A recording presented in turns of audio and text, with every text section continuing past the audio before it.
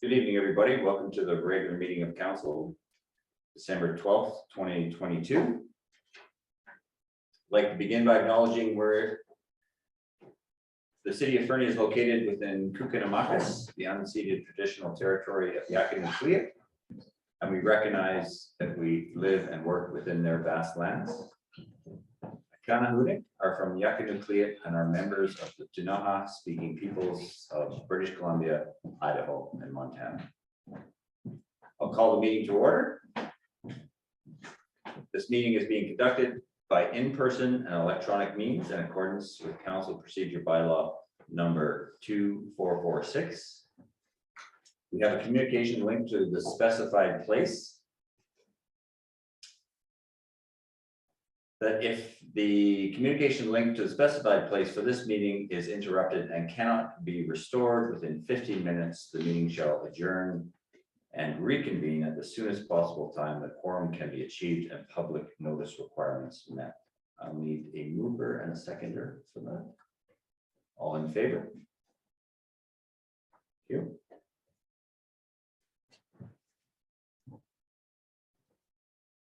If there are no late agenda items, I ask for a mover and seconder to adopt the agenda, please. Councilor Kelly, Councilor Ramdas, all in favor? Thank you. The adoption of minutes of the previous meeting of council. That the minutes of the regular meeting of council held on November 28th, 2022.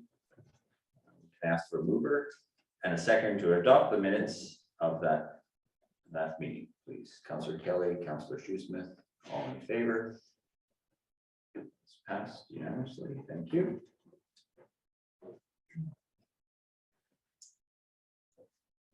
I'd now like to open the floor for public participation. I'd like to invite the public in attendance or participating electronically who wish to comment on items listed on the meeting agenda in accordance with section 3.7.3 of the procedure bylaw to address council, excluding matters for which speakers must not address council regarding a matter for which a public hearing must be held or has been held pursuant to the Local Government Act prior to council's consideration of the matter for adoption of the bylaw. Speakers must not address council regarding a permit for which public notice must be given or has been given pursuant to the Local Government Act prior to council's consideration of issuance of the permit. A speaker may only address council for a maximum of 3 minutes.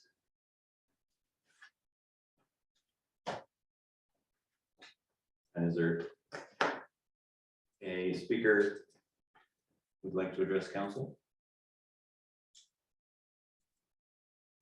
Yes, good evening, Mayor, City Council, Fernie staff members, and the public gallery, and those of you that have signed in online. My name is Chris Inglis. I'm a resident of Fernie for 53 years, born and raised. My physical address is 1151 First Avenue. I'm here to talk about the City of Fernie snow removal policy. Policy was created by city staff. I have some very strong words for this new council and mayor. This policy was created with no public input, no businesses present at any of the meetings for the policy to become implemented. And there's also no operator input. And I mean by operator input, the current operators weren't in attendance at any of these meetings or any input. And also no retirees were also consulted on what they used to do. And if you consulted the last 3 retirees from the city of Fernie that were grader operators, you would have had 90 years of experience between three guys. So let's add on the public works foreman who was Jim Pigeon for 42 years. Now we have 132 years of snow removal experience that wasn't even looked at to come in with a snow removal policy. So I have a big problem with that, the way the policy was created and implemented. And you know, the city staff and managers, you know, when it's a snow day, they can't sit in an office and think everything's being done. You got to be out there. You got to be seeing what's being done. And some of the problems I've noticed over the last 3 years, and again this year already, Trinity Lodge already had their sidewalks cleared. City grader comes by and plows the snow over this Trinity Lodge, right where our seniors are, our only senior complex in town. They plow the snow back over the sidewalk. I drive by, I see this happening. I phone City Hall and I talk to the mayor, I talked to some staff members, and I said, why isn't the snow being plowed? Now, people, please imagine this. This is common sense. Why isn't that snow being plowed like it was for the previous years, all to the back of the Red Apple, all to the back of the arena? It's just, why go back there now and talk about cost efficient, saving money and doing it twice? Now you're removing the snow that you just put on the sidewalks. They're doing it again. I seen the other day on the only sidewalk that puts us from the RCMP station to the Fernie Hospital. Now that sidewalk is used lots for people going to the hospital for anything, vaccinations, flu vaccination, COVID-19, also the transit bus. That's the only place they pick up in Fernie. So that's a very busy sidewalk. Again, that windrow should all go towards the ball fields, not onto the sidewalk where you got to go back and do it again. But these are, I don't know if these are policies and procedures. To me, it's just common sense. I drive by, I see this stuff, and I shake my head. So city council, and also got to get staff members, but there needs to be accountability here. There needs to be accountability from the managers, from city staff. Let me stop you there, Mr. Inglis. Thank you for your perspective. That's your 3 minutes. Council appreciate your perspective in advance of our review of the. So I would kindly ask if I could have another minute, because I didn't get to the most important part, where is the snow removal policy at my mother's place, which is was one of my next sentence. So I'd kindly ask for an extension of 1 minute, please. Mr. Inglis, in order to do that, we'd have to ask for a vote of council, and I can do that at your request. Can I ask for a vote? Or I guess a motion? Give Mr. Inglis 1 more minute to complete his. It would also need to be a unanimous vote of council in order to extend the speaking time. Thank you. Close it up, so then, We're giving up at someone else's time. we have full 15 minutes, so I will ask, can I have a mover to Councilor Schussman, Councilor Ramadas? All in favor to add 1 minute to Mr. Inglis's presentation?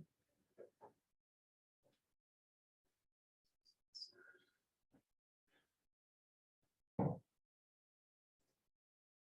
believe that was everyone. That was it. Yes. Yeah. The motion will pass. Okay, Mr. Inglis, you have 1 minute. Please Thank you, continue. Mayor and Council. What I'm here also today is to talk about the snow removal that hasn't been done at my mother's place at 1151 First Avenue. There is an access alley and plus a lane that's between First and Second Avenue and between 11th and 12th Street. This alleyway and lane has been plowed for the last 78 years. 78, not 7 or 8, 78 years. The last 3 years during this implementation of the snow removal policy, it has not been done. I've had to purchase equipment, manpower, and hired out to get this plowed, which gives my mom access to her house, her front door, her back door, and her garage.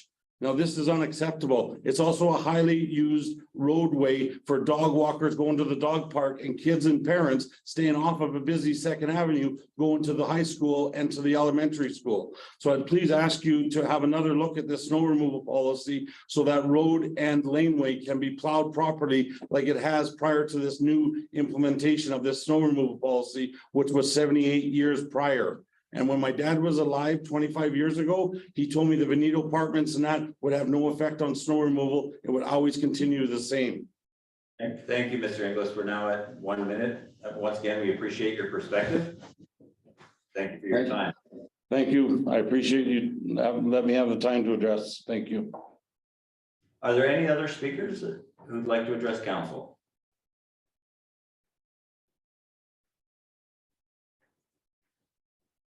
Seeing none, we'll move on with the agenda to item Your worship, we also have a member of the RCMP who would like to just quickly say hello. Hey,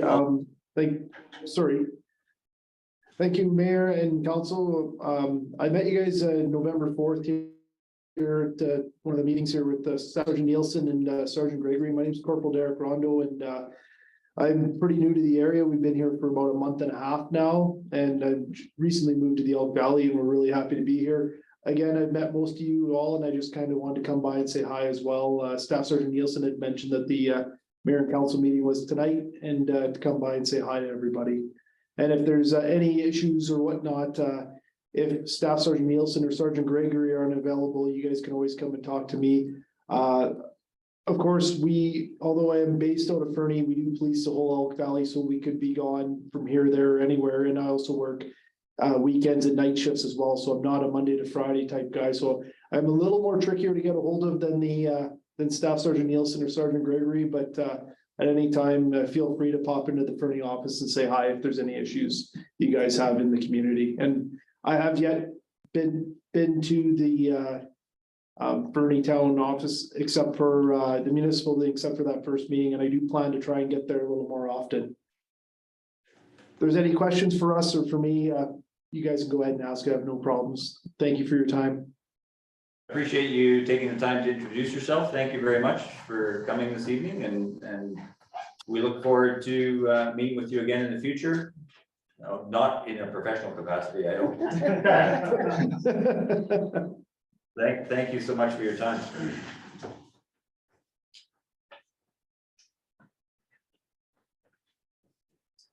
Thank you.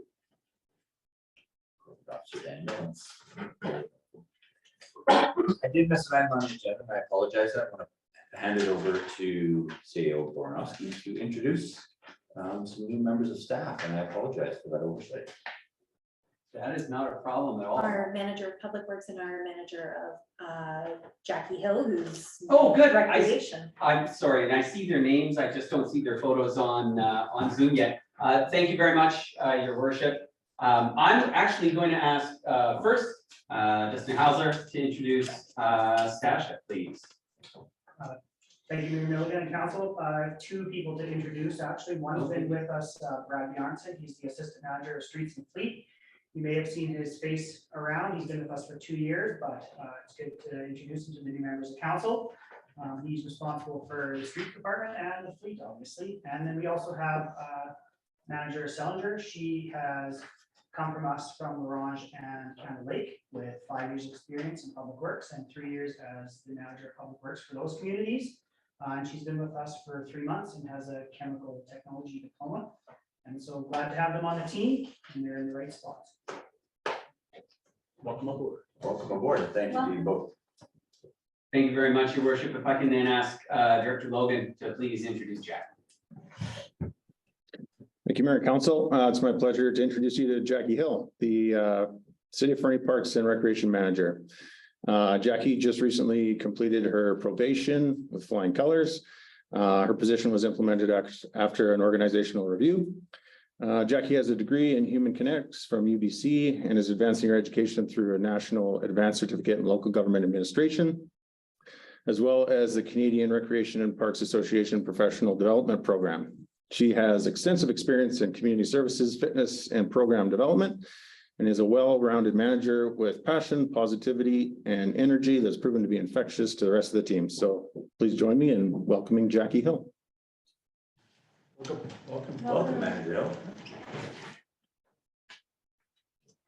Thank you, Your Worship. No, thank you, Mr. Boronowski. Is there anyone I missed? Nope. Thank you, Ms. Daniels.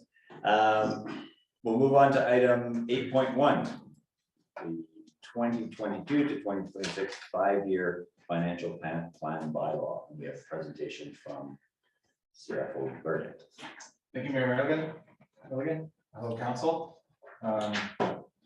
Tonight, I intend to walk you through the proposed amendment in your package for the 2022 financial plan.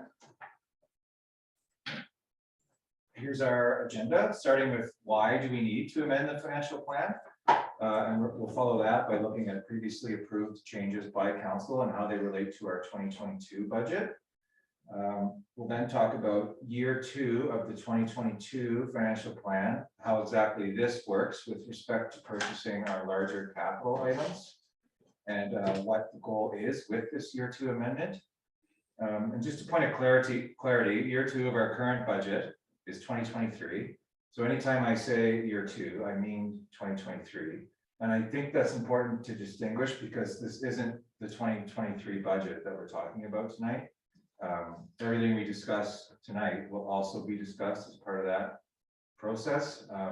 And so this is just year 2 of the 2022 budget, and they're 2 totally different bylaws altogether.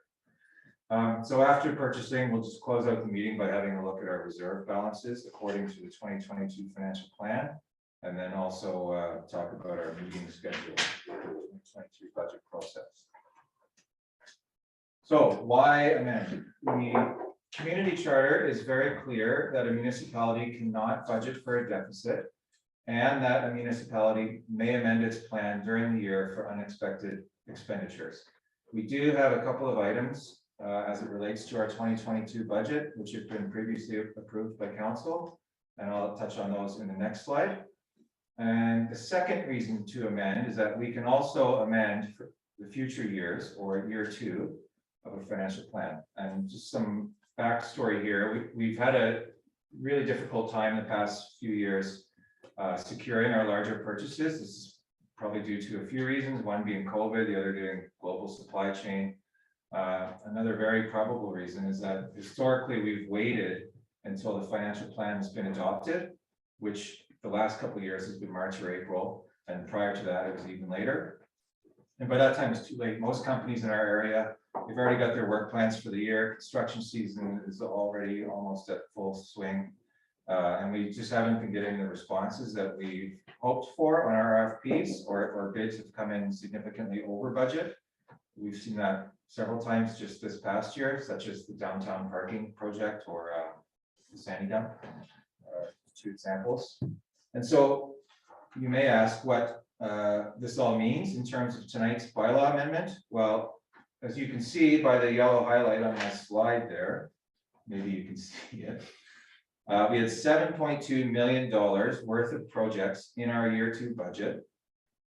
Staff has the legal authority to continue operating into year 2 using our year 2 plan until our 2023 budget is adopted. However, it's considered best practice to remind and update council on our larger purchases before staff begins the purchasing process. And we've been thinking about this problem of this late start to the purchasing process. And a couple of months ago, I just happened to be at a East Kootenay CFO conference in Cranbrook, and I learned that at least 2 of our neighboring communities do this year 2 budget amendment, such as Kimberley and Cranbrook do this. The idea behind it is to update the estimate that was done a year ago and to reaffirm council supports for these capital items. So of this 7.2 million, staff would like to discuss with council 656,000 worth of capital projects that were in the year 2 budget, and we'll get to those in more detail in 2 slides. But first, these are the 2 items that pertain to our 2022 budget. April 25th, meeting of council. Council approved adding 2 more wastewater operators, resulting in an 18.4% increase in sewer fees, which began with our Q3 utility bills. And September 26th, meeting of council, a definition for campgrounds was added to both our water and sewer bylaws, resulting in a charge of $20 per campground site. The related increase in revenues, expenses, and a small amount transferring to reserves are on the amended bylaw up for adoption tonight. As for the intended year 2 budget amendment, to help us get a head start on the purchasing process, we've got the following 8 capital items. OCP update is obviously a big one. We did have a total of 110,000 approved already between our 2022 and 2023, or sorry, 2022 and year 2 budget. And our most recent estimates for this are closer to 150,000. There are 6 pickup trucks up for renewal according to our vehicle replacement schedule. These 6 units are replacing units that are between 10 and 17 years old. The original estimate in the year 2 budget for these 6 units was for $356,000. Now staff are estimating closer to 420 for the 6 units. The last unit on the slide there up for replacement is a 14-year-old backhoe, which is estimated to be about 200,000, and that one is in line with our year 2 budget already, so no year 2 budget amendment is required there. And I just want to note that amending the budget for these updated amounts gives staff the legal authority to begin the RFP process. But if one of those trucks or the backhoe comes in at above that amount, we still have to come back to council for approval on additional budget. And then the OCP total being around 150, council would ultimately have to approve that purchase before we go ahead.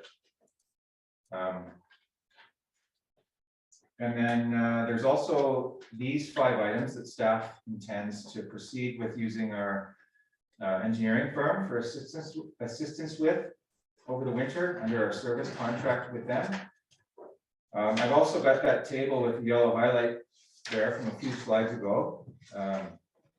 And I have it there because a lot of our 7.2 million in the year 2 budget was done using just best estimates using the information of the time or at the time. But these 5 projects are kind of designed to help us better understand what needs to be done in these related areas. Like most of that 7.2 is made up of sewer upgrades, water source upgrades, street repairs. And the bulk of that work will be updated and presented to council as part of the 2023 budget process. And just another point of reference for information, under the 2024 column, there's 10.9 million in capital expenditures slated for 2024. And that mostly consists of the new fire hall. So that's why we've got the phase 1 engagement there to help us update that estimate and timeline a bit better. And Ms. Weir and Mr. Hausler is here to answer any questions you might have about these items.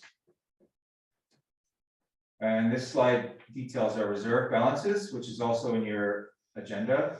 But it's just here as a reminder now of our 2022 budgeted ending reserve balances. The year 2 amendment reserves that will be affected by tonight's amendment are our mobile equipment reserve, which is at a balance of 1.77 million and will be used to fund the 6 trucks and the backhoe, and our general capital reserve, which is just under 400,000, and it's used to fund the OCP update. And lastly, before I close, here's the proposed schedule for our 2023 budget meetings. February 6th and 7th will be the initial presentations from staff on our operating and capital plans. February 13th, we intend to have an open house where the public can come and ask questions and leave feedback. February 21st will be a summary of that input, a recap of all the presentations thus far, and a request for tax rate direction from council. And then that will leave March 14th to begin the readings of our 2023 bylaw. Thank you, Your Worship. Just a question with regards to the order of the schedule. With regards to the open house, is there value in the public having already heard the tax rate discussion prior to having the open house? I think the idea I had in placing it before is with some feedback we got last year. We did the first, second readings and then opened it up for public input. And then we brought it back for third reading. And to me, it felt really rushed in that it didn't really leave council with much opportunity to absorb that input before going to third reading. So that was the idea of having it first, so that council can have any relevant input before deciding on tax rate. But then also after first and second, or I think I need to discuss this with the corporate officer, McConnell and Daniel a little more in detail, but we're going to have an open public period as well, similar to last year, where there'll be a survey and online space where people can write, and that'll probably be after the tax rate discussion meeting, but before the readings. Okay, thank you. Councilor Evans. But 2 questions, Your Worship. The first question is the 18.4% increase in user fees. Is there anything anticipated going into next year that will be as substantial as this for water services? So that was for sewer, and our current bylaw allows for a 4% increase starting January 1. Through Mayor Milligan to Councilor Ramos. Are you referring to like more operator asks through utility rates? Yeah, like the way I'm seeing it is like 18% is not it's a significant increase, right? And that was because we have added 2 operators. So is there, like, have we inventoried all the known unknowns here? Yeah, through your worship council again, we haven't, we won't be asking for more operators in 2023 at this point. We haven't done that in-depth analysis. And 18.7% worked out to $16.67 a quarter or something like that, if I remember correctly. But we're not ready at this point to, do that analysis. But in the future, who knows, once we dig into the details and get, a lot of our projects are gathering information and putting it all together for us at this point. The other question I had was, in terms of these units also, I just noticed that there is a 2012 make that's getting retired as well. Like, is there any reason why? Because there are other vehicles that are like 2007 and this one is a 2012. Yeah, your worship, through the council again, one of the projects we have on our list for 2023 is a fleet policy. And a lot of the research we've done out in the community, compare communities, is there's a couple that have really good comprehensive fleet replacement schedules, but generally 7 to 10 years is like light duty truck replacement. You could push heavy equipment a bit further. So we're trying to get back to that timeline, and then eventually, if we have the direction from council, we'll come forward with a fleet policy for you to approve. And that'll make Brent's life a lot easier, because then he can schedule out everything for the next foreseeable future without, beyond 5 years. Councilor Hamilton. Thank you. I'm not sure if you have through your worship to staff, I'm not sure if you'll have the answer based on that last response, but is the plan to, in the policy, ensure that all vehicles are similar? We've got quite a variety of vehicles here. I'm curious if this outbound request for pricing and 5 different types of trucks, are we going to simplify it to one type of truck? Yes, your worship, through the council. What we can do with this many trucks is actually put them all in the same tender as a package, and then hopefully, one dealer picks up that package. But in tendering, you can't really say, I want that. You have to say, I need this, and this is what I require, and then you get the trucks. With bundling them together will help us, get down to one truck. Put myself. I believe you're welcome to do that anytime, your worship. On that note, Director Hauser, do we receive, and you certainly can speak to a number, but do we see fleet discounts on our purchases of light vehicles? Through Mayor Milligan, we don't see much discounts as much as we try, especially in recent years with the price escalations of competitive nature. We have 1 truck still on order from June 2021, and we have 4 units I think we're waiting on from 2022. So Director Burditt's trying to get these out the door sooner than June. It'll help a lot. Councilman Thank you, Your Worship. Thank you. Just a question with regards to the fleet policy up and coming. With regards to our ongoing policy of ensuring that we are applying a climate change lens to our decision making, is that particular shade going to be cast over the fleet policy and upcoming? Mayor, through the council, Isaac, that is why it's taking so long. It's easy to find fleet policies that cover, and we can rob another community and provide, replace a grader in 12 years, replace a truck in 7 years, things like that. Finding a nice, concise, electric, green policy element is where we're really stuck. We're gonna have to kind of break trail on that one rather than borrow from our neighbors. Thank you. Well, I appreciate the effort in that area. Thank you. Well, my question was going to be essentially the same. Okay, thank you. Councilor Ramirez. Thanks, Your Worship. Just in terms of the phase one engagement on fire hall, what exactly is that expense? I can speak to that. Mayor Please. Morgan. So the fire hall project is going to come with a fulsome update to council at the February committee of the whole meeting, what's all happened to date and what proposed next steps are. What's proposed currently by staff for this phase of engagement is to go to market with an RFP for engagement in architectural services.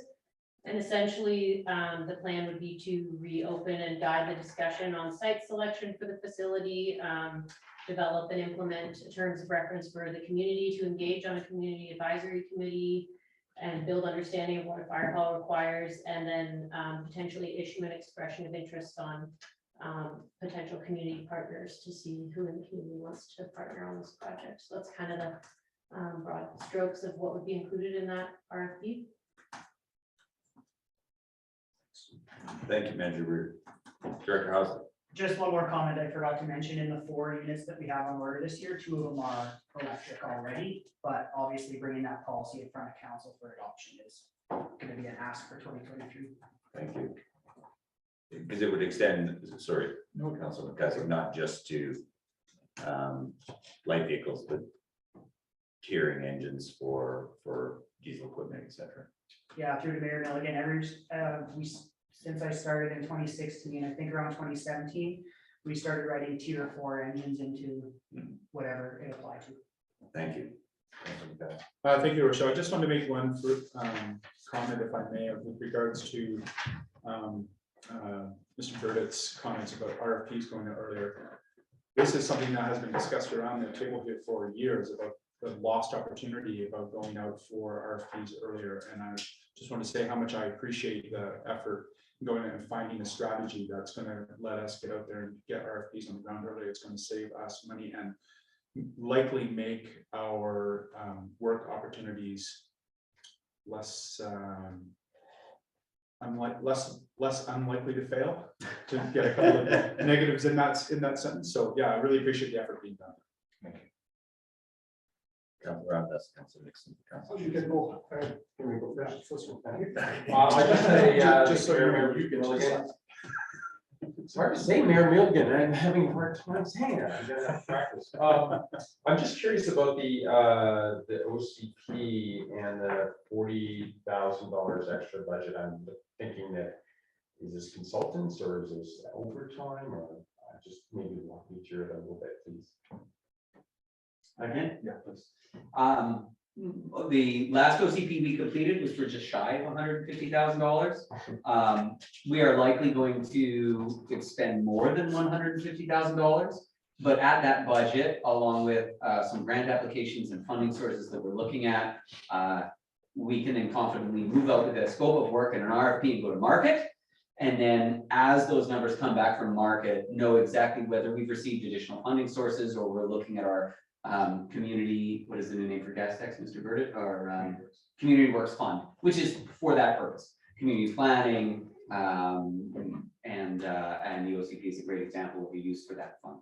So it's to get us closer to what we believe the real number is, but we don't have a lot of justification other than a hunch to say it's going to be significantly higher than that. So.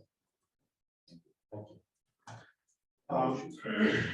Yeah, through Mayor Milligan staff. It was said that we're kind of breaking ground here with the changeover in the fleet. Are we necessarily comfortable and cognizant of the costs and risks often faced by trailblazing a new program that hasn't done?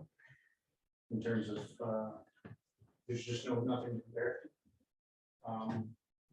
Like, is there anywhere else that's done that yet?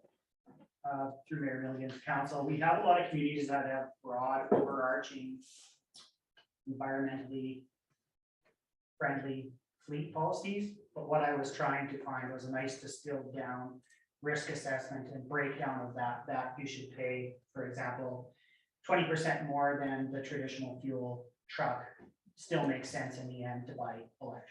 That's what I'm trying to find, but I haven't been able to find anything like that now. So I'm trying to find that or trying to bring something forward, and when we bring that policy forward, we can have that discussion. Councilor Roundas.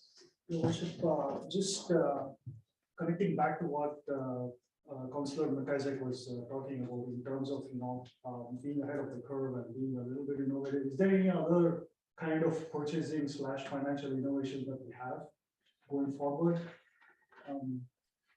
Just wondering, it's not a question, I just want to understand.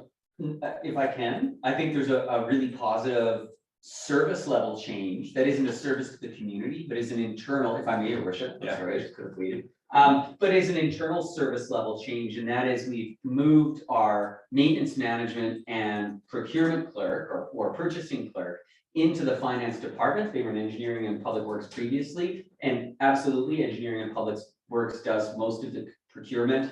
And the maintenance management part is triggering jobs and making sure that our activities in terms of asset maintenance and asset management, the recurring tasks are done and records are input and jobs are triggered. Moving that centrally into finance and looking at ways to automate that function and other financial functions related to purchasing is elevating the service level that function has for every department. So rather than the Parks and Recreation Department trying to borrow some time from Public Works to do an RFP or an RFQ or not having universal standards, just the improvement there of having that housed right in finance and working on consistent organizational wide policies and practices, I think will be of significant benefit to us. And then Mr. Burdett has also been joining colleagues in looking at coordinated procurement initiatives. We've explored a few. We haven't had great success there yet. But I think just constant improvement of the quality of our RFPs at different orders of magnitude is going to help quite a bit. Just one question, it's a little bit off topic, but something that you just mentioned there with coordinated procurement. Are you suggesting working with other communities at procurement so that we get bulk discounts, for lack of a better term? Your worship, through to council, that's correct. We've looked at two regional and national procurement collaboratives. One is very straightforward. They've been helpful in sort of just truthing out our concerns about trying to get e-buses versus internal combustion buses in this last round of procurement and what it would mean to wait years for delivery. But they were good. They provided advice, something to look for as vendors. The other, we haven't advanced as of yet, but yeah, we're starting to look at that. The national organizations or regional and provincial organizations that do full procurement to see what benefit we can take on. Yeah. Thank you. Thank you, Ms. Baranowski. Are there any other questions? Can I ask Corporate Officer Daniel to read the resolution, please? Yes, that the 2022 to 2026 5-year financial plan bylaw 2458 amendment bylaw number 2481 2022 be given first, second, and third readings. Can I ask for a mover and a seconder, Council Hamilton, Councilor McIsaac? Any further discussion? I just want to share Councilor McIsaac's observation that I think getting out ahead of it is exactly the right move. So thank you for the work on this. All in favor? Any opposed? Thank you. Moving on. to 9.1 snow and ice control policy. Report of the Director of Engineering and Public Works. Director Howard. Thank you. I will take control here.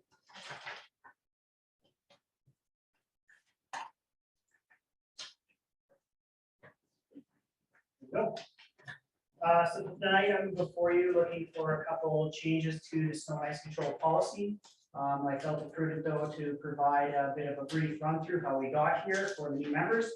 Also in your orientation package, you have a very thorough timeline that I put kind of in logical order. That kind of again how we got here, but I'll entertain questions once we get through this. So I'm here to provide a review for the new council members and to amend the policy to increase services for elementary schools. And there's a couple language things we need to tidy up. So first off, what's a full plow? This is a term used in the city action, all available snow plowing equipment, typically starting at 4 a.m. clearing up after or during a significant snowfall event. Oops, sorry, got a little trigger happy. What does it take? Well, it takes 11 operators typically, 3 graders and 2 loaders with wings. We have 1 new sidewalk machine, which is working quite well, and 1 sander. However, if we have enough people, we will action a secondary sander and then the skid steer on sidewalks, so we have 2 working on that. So it can vary from 11 to 13 people. The other element to the plowing is the blower crew. This takes quite a bit of effort. A loader and a blower and an operator, 2 flaggers on the ground, 2 tandem trucks with internal operators, and 1 to 2 contract trucks called in dependent on snow volume. So if we're getting hammered, we'll go for sure 1 and probably 2, just to try to get out of the downtown core before 10 a.m. when things get busy. So this is what I mentioned before, 11 operators total. Right now we have 12 operators in streets and they cover various shifts. With the new shift language in the contract we did 2 years ago, we managed to kind of balance out the force and bring them in at 4 a.m. and typically have 3+ people, 5 on weekdays coming in at 4 a.m. So for the minor snowfalls, the people are already coming in and working. And if there's one of them sick, we at least have a couple. On the weekends, we have, on the weekends, we have roughly 3 starting at 4 a.m. And all other assistance to complete that plow at 4 a.m. comes from overtime and or utility operators or facility operators. So this is a bit of a timeline for the policy development. 2017 to 2019, we identified issues with council. And some of those issues were that the policy and the procedure were not being followed. They were very, very basic and from 1997, extremely outdated.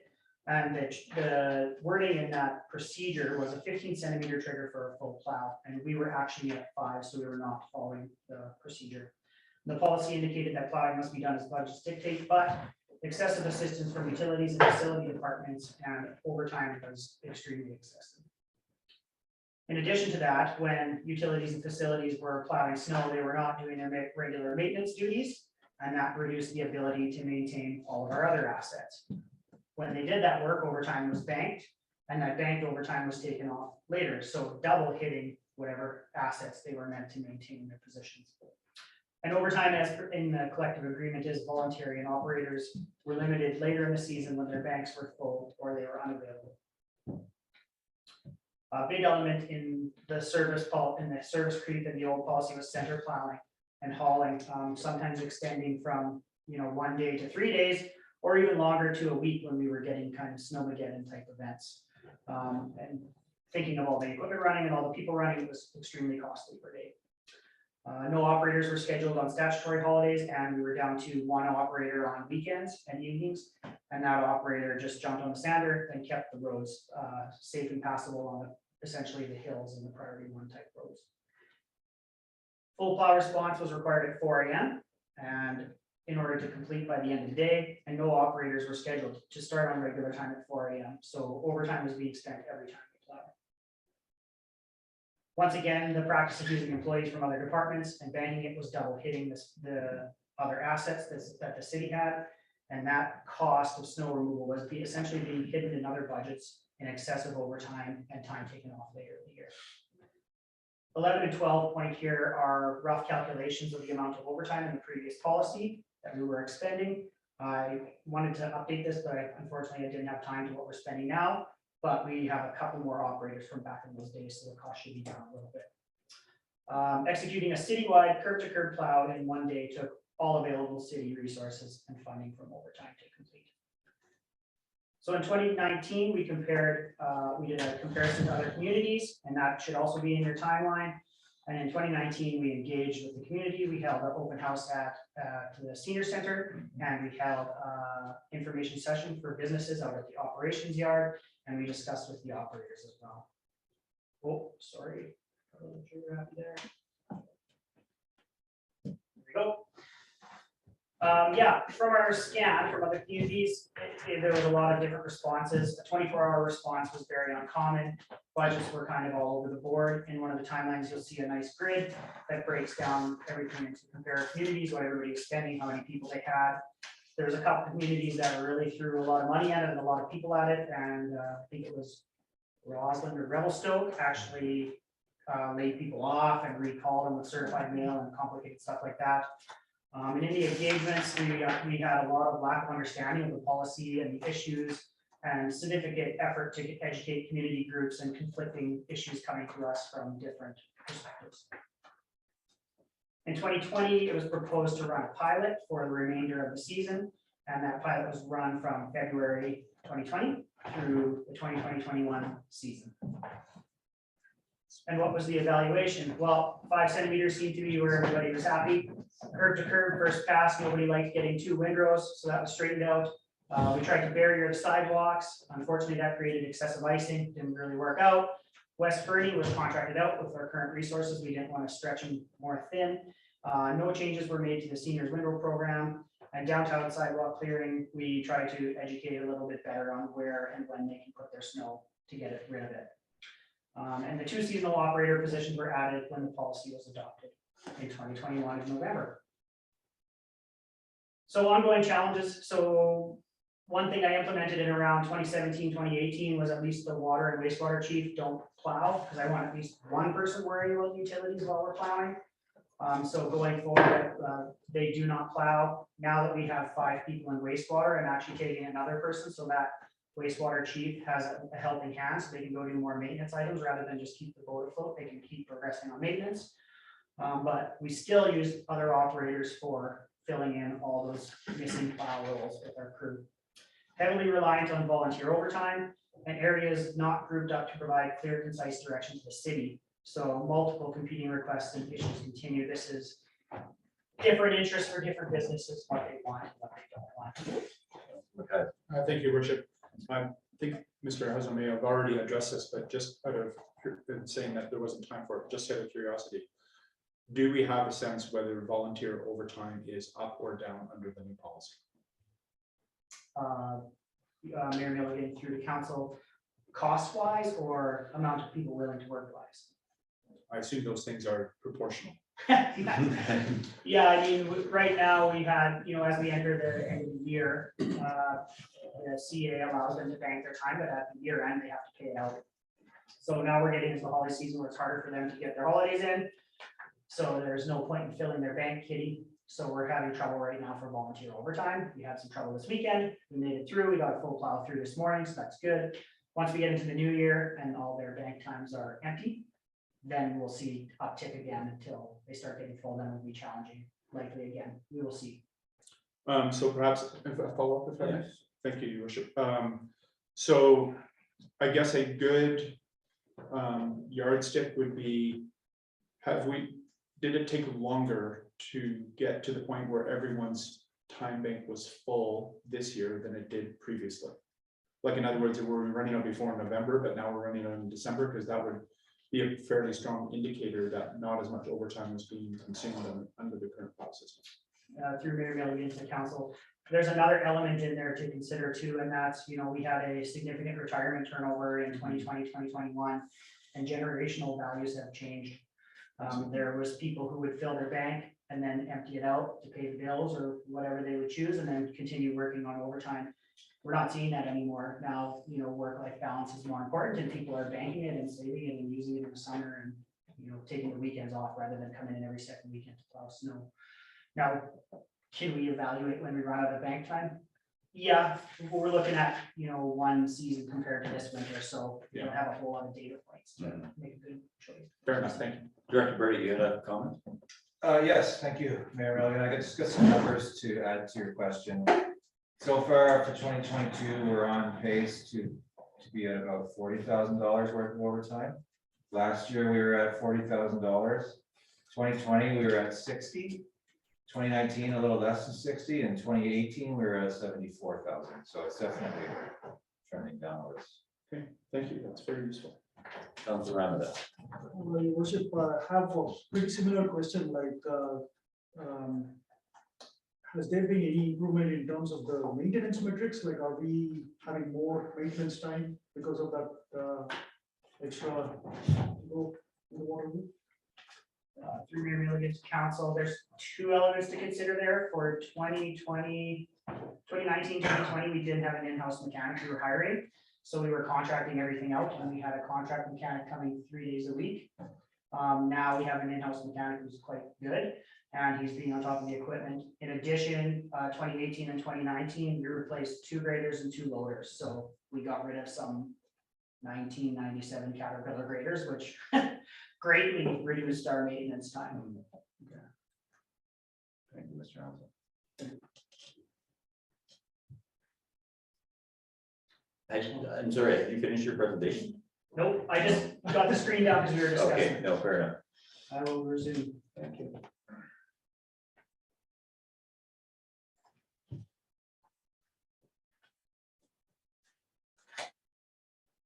All right, so there's one significant, well, somewhat significant change we're recommending making.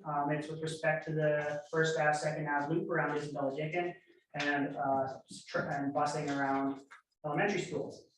SD5 initiated a project in 2021, the addition to the elementary school. And we were consulted, and one thing we asked for was, in order to reduce the conflicts between vehicles, the buses and pedestrians on 13th Street, we asked for them to put an off-street bus loop, so that was installed this summer. They are still using that for a dedicated construction access, so they asked to park on 13th Street yet for this winter for the duration. But when the construction is complete, then they will begin using that off-street bus loop.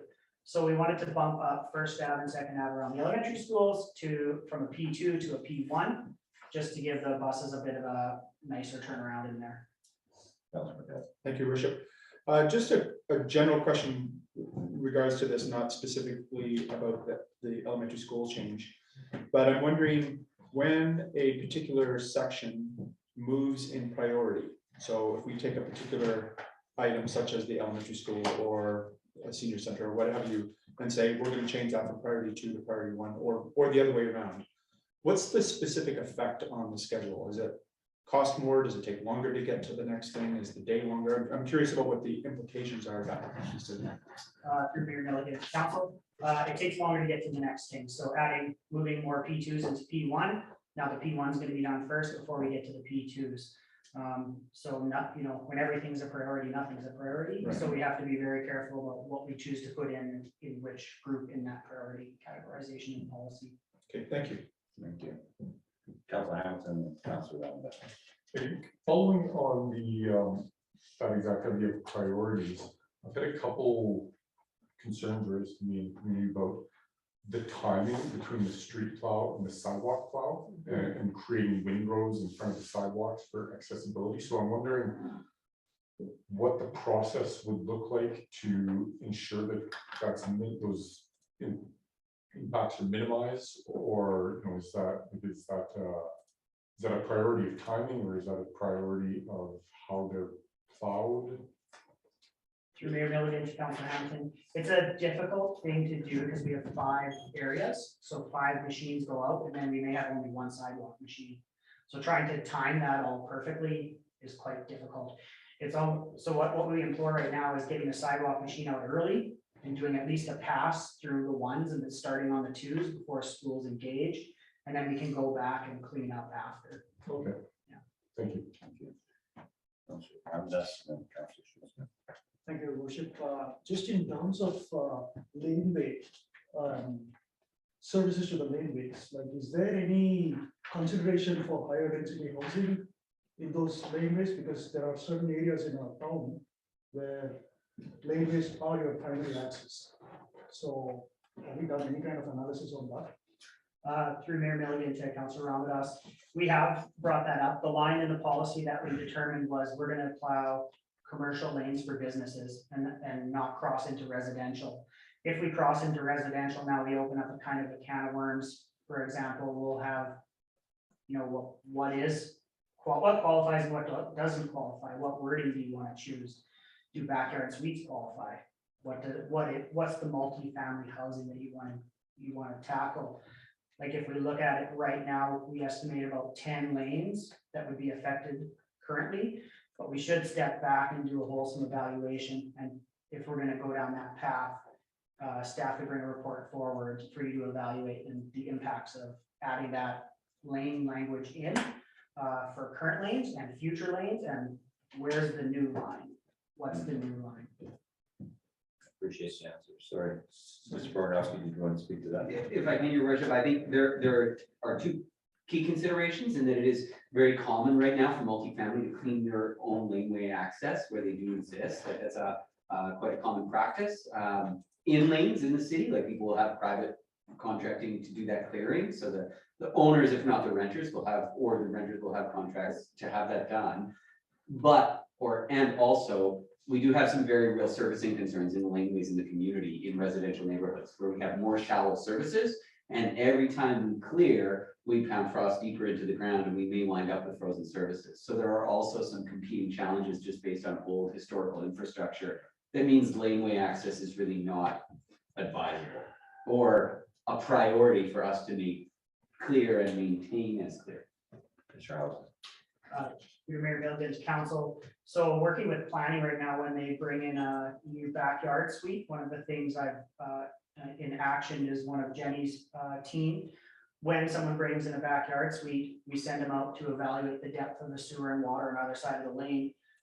A lot of our stuff is buried quite below frost depth, or sorry, shallower than frost depth, I should say. So it's open to freezing should the insulation of the snow be removed. So that's a big concern of mine with higher density and more backyard suites and current policy language allowing people to clear their own lane. Another ask for us in 2023 is going to be to work on a lane, not a policy, but more of like a, hey, let us know which lane you're plowing so we can check it out and make sure you're not going to freeze out all your neighbors if we have cold snap. And that'll be on our 2023 work plan ask. Thank you, Mr. Hauser. Further? Just a further clarification, Your Worship. Do we have to put in a motion here to get more analysis done on this, or how do we go about with this? If you would like to make a motion, you could direct staff to bring back a report regarding the impact of us adding residential laneway snowplow services. I'm not sure if you would like to change that slightly. I'm happy to send that out to yourself as a message first, just so you can make sure that the wording is to your liking. I'm okay with that. Motion. All right. So, looking at the amount of P1 and P2 we've got, and with the plows starting at 4 AM, Mayor Milligan to staff, of course, about what time are we finishing with the P1, and by adding that, how much later does that push that? Yes, through Mayor Milligan to council. That's kilometer roadway, I would say. That's a tough thing to calculate because it always depends on how much snow we got, 5 centimeters versus 10. You know, we've been pretty good about completing the whole plow on day 2, unless we have some back-to-back storms, but I can't answer off the top of my head when, you know, one would be done compared to this change. Okay, I'm just trying to get a feel for just how much we're adding to move that over, what type of time. Yeah, I mean, we'd be adding, you know, it's elementary school language, so, you know, we'd have to consider all elementary schools, and one's downtown, obviously, and then we have Isabella Dick, and then we have Max Turk, so, you know, we're looking at adding maybe 2 kilometers in total, moving it from a 2 to a 1. I think firstly, I can't just estimate the time for you. It depends on snow. Fair enough. Councillor Kelly, Councillor McFadden, Councillor Nixon. Through to Director Hauser, I wanted to ask a bit about the downtown commercial. I know you touched on it a bit, but reading in the information that you provided us previously, is it actually being followed? Because I have been downtown a few times, and the policy saying place snow on the curb line following a snow event if the city grader has not yet cleared. There's quite a lot of parameters, and it seems to me that those parameters are not being followed by the people clearing the sidewalks. Through Mayor Milligan to council, yeah, it's not really being followed. We're trying to provide, hey, you can put it here if the grader hasn't been there. If the grader's been there, throw it on the windrow, we'll take it away. But if the windrow's gone, don't just throw it in the middle of a clear road type situation. Now you gotta deal with it on your own. That's essentially the spirit of what we're trying to communicate to the downtown businesses, but no, again, we're trying to communicate with individual businesses one at a time, and you know, it's about as successful as that approach is. Yeah, I've just had citizens express concern Mhm. Right, with accessibility, parking, not Yeah. getting stuck. We have a good bylaw team Mhm. and they're out there, and right now I believe their focus is on getting the vehicles out of the way for the plowing. And if council would like to steer them towards something else throughout this winter, that's. Thank you, Mr. Alter. Thank you. Councilor Chadwick. I'm gonna skip my question. Thank you. Okay. Councilor Nixon. Thank you, Mayor Milligan. Just curious, looking at the staff report and seeing the ongoing issues that are in here. And not to wreck a surprise for maybe next year's budget, but I'm just thinking about what kind of solutions, like how many more operators do we need in order to make this so that utility stays where they are? Through Mayor Milligan to council, yeah, I mean, 11 seems to be the magic number. If you want to enact a full plow with windrow removal, 11 is the magic number, and 11 people in it the morning at 4 AM is what it would take. How many people in total? I have to step back and do a shift calculation. Thanks for sharing your worship. Just in terms of learnings, like what did we learn from this new policy so far? Like one or two things? One or two things, we've learned a lot. The screen that I shared, if I can steal that control here.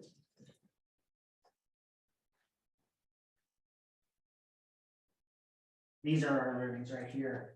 This is kind of where council and the community ended up. We tried to do lane plowing versus park and lane plowing, and that was quite. But by lane plowing, Mr. House, I mean, just the travel lanes first, Yes. and that created one windrow, and then clearing the parking lanes, moved it over. So it created a double need for people to clear windows. Yeah, what did we learn? People hate windrows, that's what we learned. I just want to, sorry, like, I just want to add some observation from talking to citizens, right? Like, ultimately, I think the service has been really good in the last couple of weeks, but I still hear few, like, for lack of a better term, complaints from certain citizens, and especially around Slalom Drive, for example, where one of the concerns that I was hearing from people was, the access from their driveway is, it's all cut off because of a large berm in front of that house. So have you been hearing that also on your snow at 40.ca? Yes, your worship, through council, I've been hearing it for 6 years. Yeah, people don't like windrows, and Slalom Drive in particular is quite narrow lots with driveways and very little front yard boulevards for us to push the snow. So it's, the more driveways, the more density, the more difficulty plowing. Any solutions for that? Not really, other than hauling it away, but hauling it away is not cheap. I can do anything with enough money and people and equipment. And we have enough equipment. Which is the truth of it, right? The law of unintended consequences. You mentioned density, for example. Yeah. Any other questions? If I can, your worship, I think Mr. Hausler and Mr. Garnison, before Ms. Ellinger arrived, and then also as a group, have done a really good job debriefing over the past season and a half with the operators. And while there may be rumors in the community that the consultation with operators, experienced and new, and then reviewing the performance of the program hasn't happened in some way, it's been really impressive to see. I've been at workshops where operators old and new have pulled out the maps, pulled out the routing, had conversations, and we have moved from a very basic priority-based framework into a more complicated but more effective to manage zoned and prioritized program.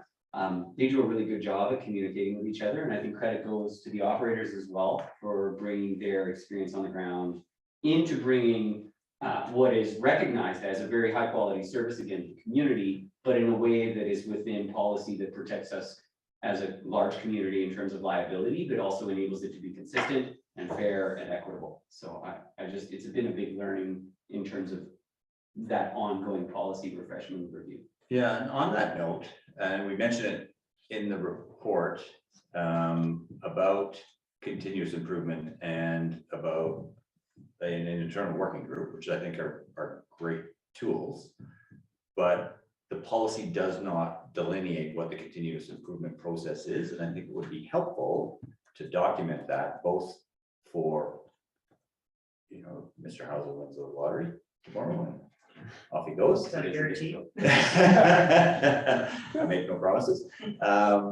So that it is both in the policy for everyone who implements that policy, but also for the community to see that there is a continuous improvement process that is documented, and every year it is refreshed. Sorry, go ahead, Mr. Hauser. Yeah, just to add to that point, like we have a process, we don't have it documented or written down, obviously. We, you know, they're touching base with the operators every day, but we do a formal pre-winter meeting and end of winter meeting also. And tonight you're gonna see the debrief from Mrs. Selinger and Bjarnson from last season. So that we do have it, we should really, you know, document it and write it out for council. Yeah, and I just think to Mr. Baranowski's comment about word in the community, if there is a documented process and it's a process that we can rely on every year, then that gets paid to that. Council Kelly, and then Council Roundas and Council Harris. Mayor Milligan and through the staff, would there be an opportunity for us to ask the citizens for their feedback? Citizen satisfaction, how are they feeling about snow removal? Maybe say in February, could we find a way to communicate, get some feedback back? I might pass that to Director Jansen, because I think we did have feedback on Let's Talk. I know that's not very popular, but maybe that could be revived. I'm not 100% on that myself. If I might, as Mr. Burdett and I work with Ms. Rhodes and the directors on what our proposal for consultation is on the budget, we will be talking about how the directors are representing their service areas. One of the big service areas for engineering and public works is snow clearing. So how do we present on that, clarify what it costs and ask for people's feedback on it? It would be a very useful thing to capture early in the budget process so that feedback can steer any service level changes and then the budget increases that would need to happen to enable that in that process. And Ms. Jansen, I'm sorry if I stepped on your toes there. That would be my recommendation first. That's going to be a very large undertaking to do a good job of public budget consultation through a town hall as well as online, but it would make sense to me there at least that dialogue. Thank you. And can I just go back to your 11 operators? I understand that. To have 11 operators available, how much staff does that require us to have on? And also to meet the terms of our contract? Like you need 11 people At 4 a.m. at 4 a.m. Yeah. So what staffing complement do we need to have to sustain 11 people at 4 a.m.? Sorry, does that make more sense? Supervision, is that what you're asking? Well, I'm thinking about shifts and I'm thinking about overtime banks and I'm thinking about vacation entitlements, illness. Yeah, through mayor to council. So you're talking about what, you know, if we have 11 people in or 12 people in streets, how many do we need to set that 11 every morning? Right. Yes. Yeah, I can't pull that off the top of my head. I would like to go back, calculate with a shift calculator and then factor in illnesses, holidays and things like that to see where a comfortable level would be. But it would be a significant increase from the 12 that we have in streets right now. I believe that's why either Revelstoke or Roslyn does the seasonal hires, and then when they have a dry spell, they lay them off, and then they have to do certified mail to recall them, rather than have them sitting around when it's not snowing and trying to find work, basically. And again, is it okay to ask that director has a, let's us know about that? Bring back a report, Please. estimate. I think that'll be That will be a motion, I suspect.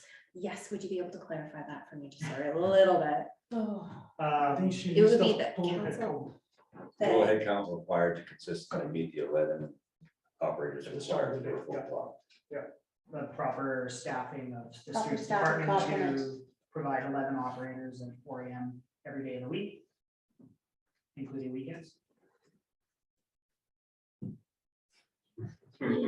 See nodding. Snow doesn't stop. Yeah. Kind of burns, as mentioned earlier. Yeah, sorry. Just I was building on Councilor Nixon tweaking the, Councilor Randall. And the financial implications. yes, yeah. So was that a motion you were hoping to make right now? Do you want to, why don't you, Officer Daniel, why don't you, with Councilor Kelly, to finalize that language, and once you're satisfied, you can make that motion. Interim, Councilor Randall. Thank you, Your Worship. Just wanted to clarify the question, Mr. Boranski said, there's any more money to actually do a public engagement and understand what people's needs are.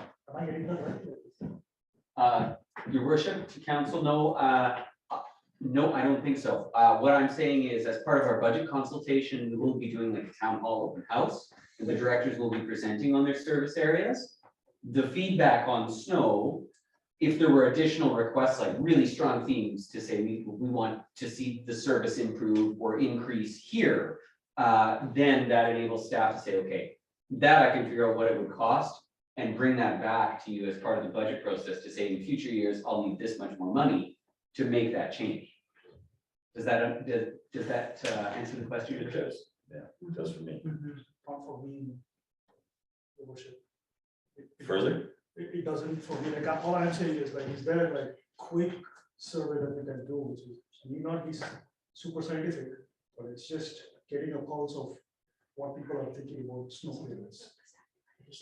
Your worship, certainly we can do a quick survey. By quick survey, I mean, it takes time. It takes pulling someone out of their work to write the survey, draft it, get it published, get it promoted, and communicated to the community. My only caution would be I wouldn't want to make ad hoc service level changes with large financial implications either outside the budget process or without very careful consideration of what that would mean when you then also have to consider many other challenging service areas. I would just caution that snow clearing is but one very expensive, very challenging service area for the municipality. And so speeding on snow clearing when the feedback on the service has been extremely positive this year, speeding on further enhancements may come at the expense of other service areas which are equally as challenging and critical to the community.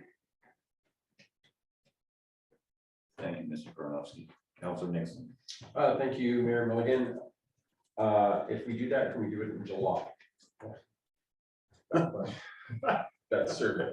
No, and you know, I just want to say seriously, you know, when we came in here in 2018 and sat in this chair and asked what other communities did, and we didn't have any answers, and how much snow did we have last year, and it was, you know, we had lots. I think that was the reply, right? Like, we had lots of snow, and it was really difficult. And this is just like you've gone from that level to where we are now. So I just want to say thank you.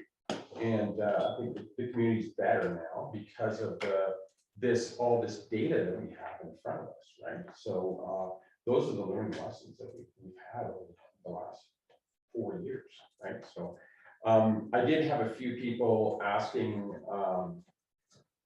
over the last bunch of years about the congestion around Isabella Dickin as well.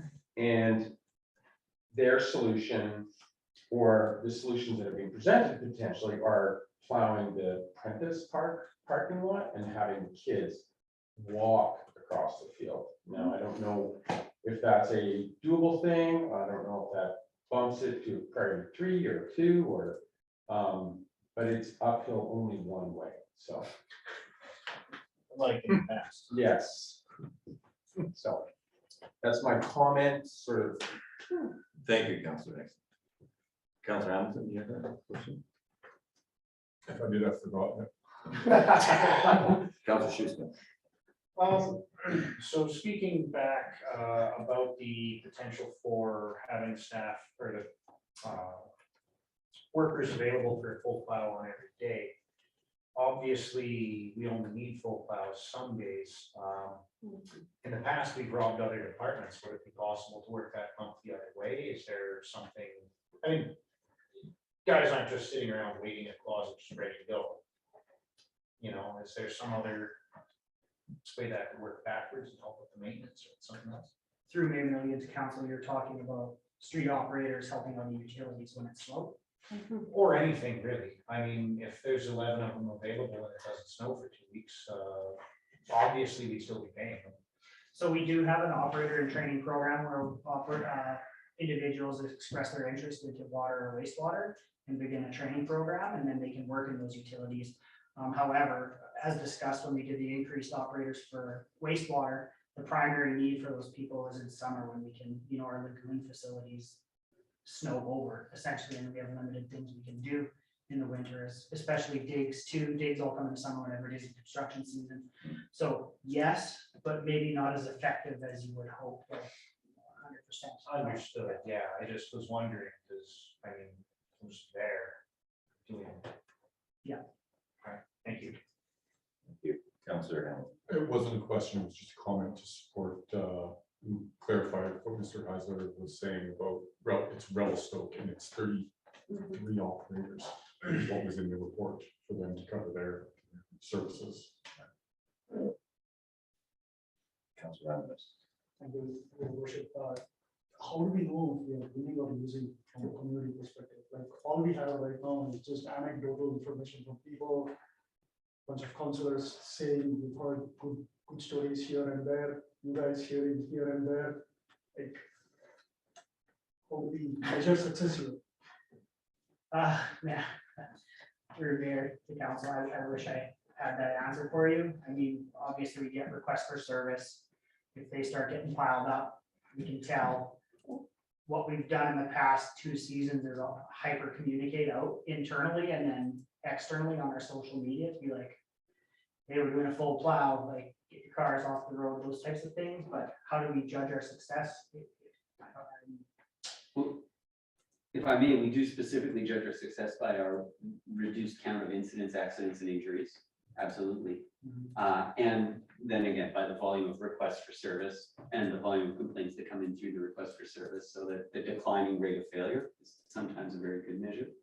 No, but we haven't heard it from the people themselves, correct? Well, those are feedbacks from the people themselves, right? Comments and requests for service from the community itself, the volume of those that come in. But we have not done a broad purposeful community survey since developing the policy on feedback on how it's been implemented. Although we did know last year that there were very many, as the council was aware, very many complaints about the first implementation, and then the weather and heavy snow and then rain and then heavy snow and rain events did not do us any favors. Rain events are very, very challenging. Yeah, I imagine that. Thank you.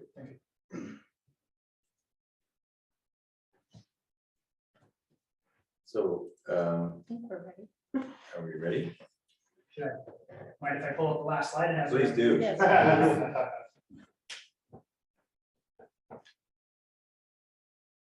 Whoa, sorry. We were right here. So these are the 2 recommendations, changing the priority 1 language to include elementary schools. And then some minor wording to future-proof the director wording in the policy. And staff is recommending option 1 and 2. Thank you. Sorry. Will there be a motion? Yes, so I would like to do the first section first as one motion and the second smaller section as a second motion. Thank you, Worship. I just want to bring us back, Councillor Ramadas had mentioned a motion earlier as well.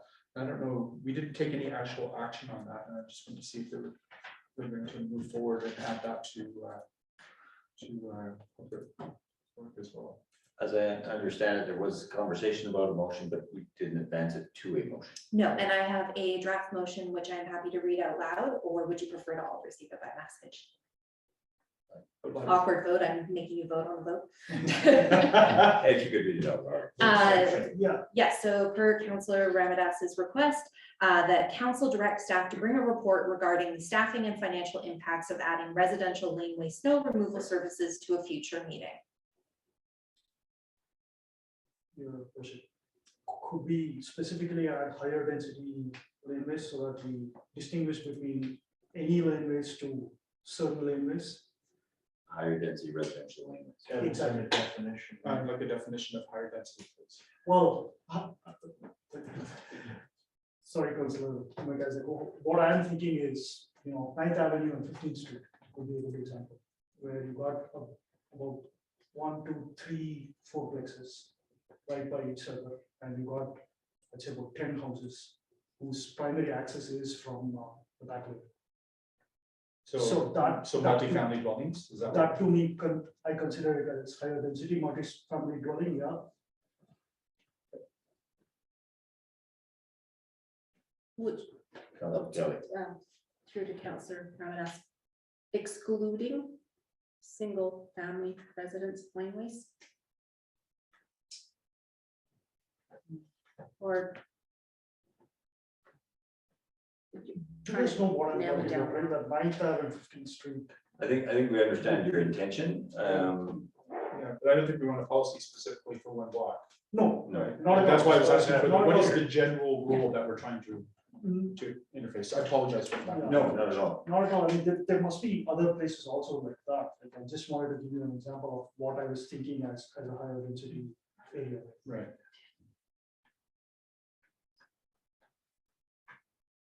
Just to let you know, right now it says for higher density residential laneways. Higher density residential. Your worship, if I may, perhaps it's not me that needs the answer to that question. Perhaps staff needs to be able to answer whether they understand what high density is. Well, that's where I I was, can answer Councilor Ramanus. that's where I was leading. Is it sufficiently clear?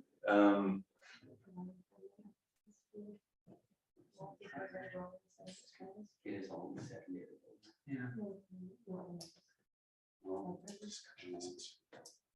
Apologize, No, your no. worship, we're just trying to see if we, as staff, can come to like a really concise definition. And I think what we have is laneways providing primary access to multifamily housing that is non-strata. So public laneways providing primary access to multifamily housing. Is that Does satisfactory? That's satisfactory to me. And to the rest of council, is that? Yeah. Everybody unanimous consent? Councilor, question around the language of strata. Yeah. Like, well, because I know the neighborhood, I live right across the street, and I know some of them are strata, some of them aren't, so just.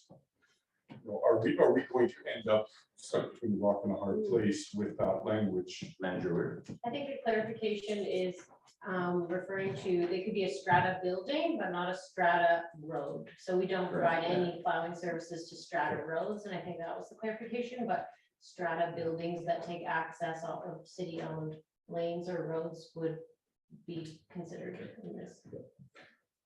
Okay, can All I right. ask you once again? Yes. That council directs staff to bring a report regarding the staffing and financial impacts of snow removal services for laneways providing primary access to multifamily housing that is not strata road to a future meeting. Hoover. Councilor Ramanus, seconded by Councilor Schussman. All in favor? Oh, sorry, any more discussion before we have, before I call the vote, any further discussion? All in favor? Any opposed? We also had the motion potentially from Councillor Claudia Kelly. Councilor Kelly, have you prepared your motion? I think we got it nailed down.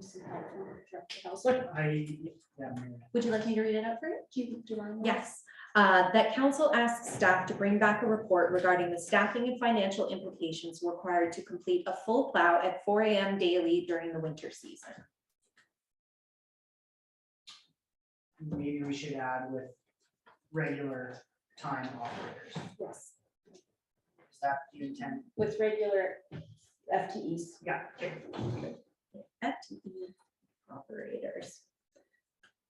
So that council asked staff to bring back a report regarding the staffing and financial implications required to complete a full plow at 4 a.m. daily during the winter season with FTE operators.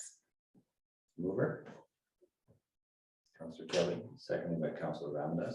Any further discussion? All in favor? Any opposed? And we still have the staff recommendations. Indeed. If you'd like to consider them. Please, can I ask you to read the staff recommendation? Yes, the first one is, actually, we can do this all as one. That council amend the snow and ice control policy, priority 1 language to, quote, priority 1 red zone, emergency services, fire, ambulance, RCMP, search and rescue, hospital, main city operational services, public works, historic downtown business district, elementary schools, main corridors to provide access to the downtown and Highway 3, and that the wording Director of Operations be amended to Department Director in the snow and ice control policy. A mover, please. Councilor Nixon, seconded by Councilor Shoesmith. Any discussion? All in favor? Any opposed? That's carried. Thank you. And about now, Mr. McConnell's grateful he's in Winnipeg.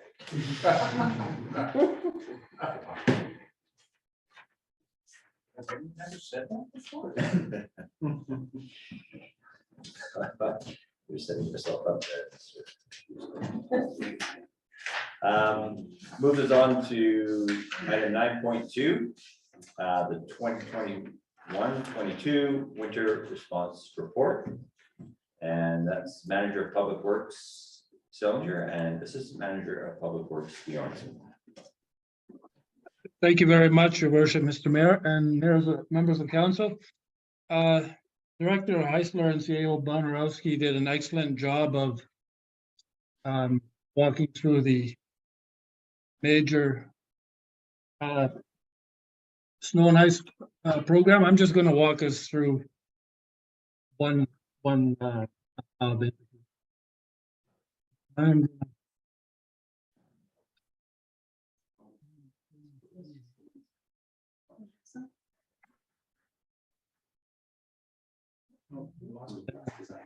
Oh,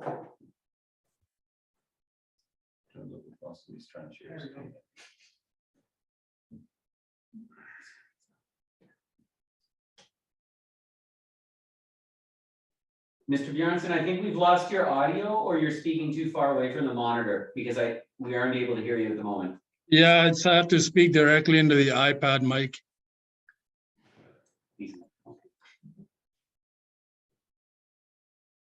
I am a bit of technical difficulties here. I lost my screen to share, so just bear with me.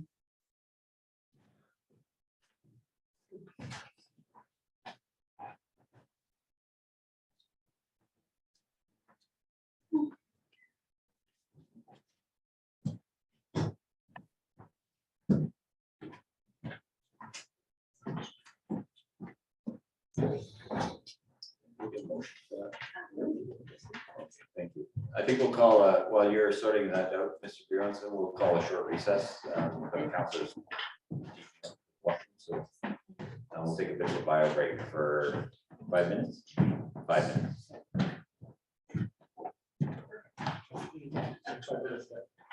I've heard having a robust bladder is important. so we're still,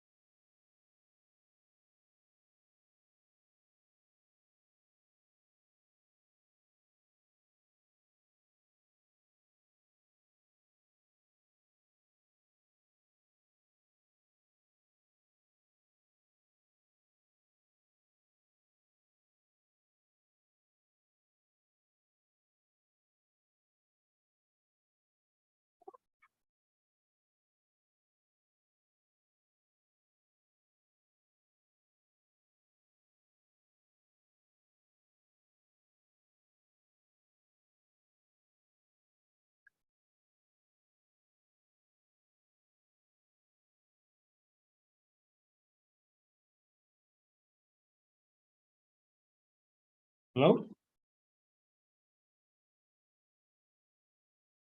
Yeah, every time I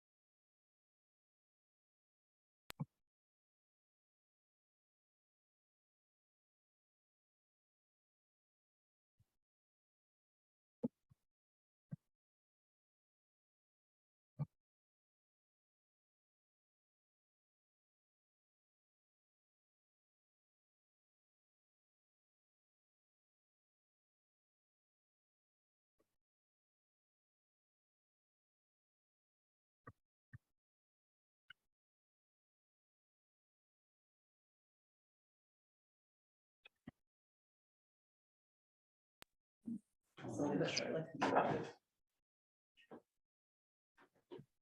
We're live. Welcome back. Okay, well, sorry about that. Just when we thought we had all the technical difficulties sorted out, we've come across a new one.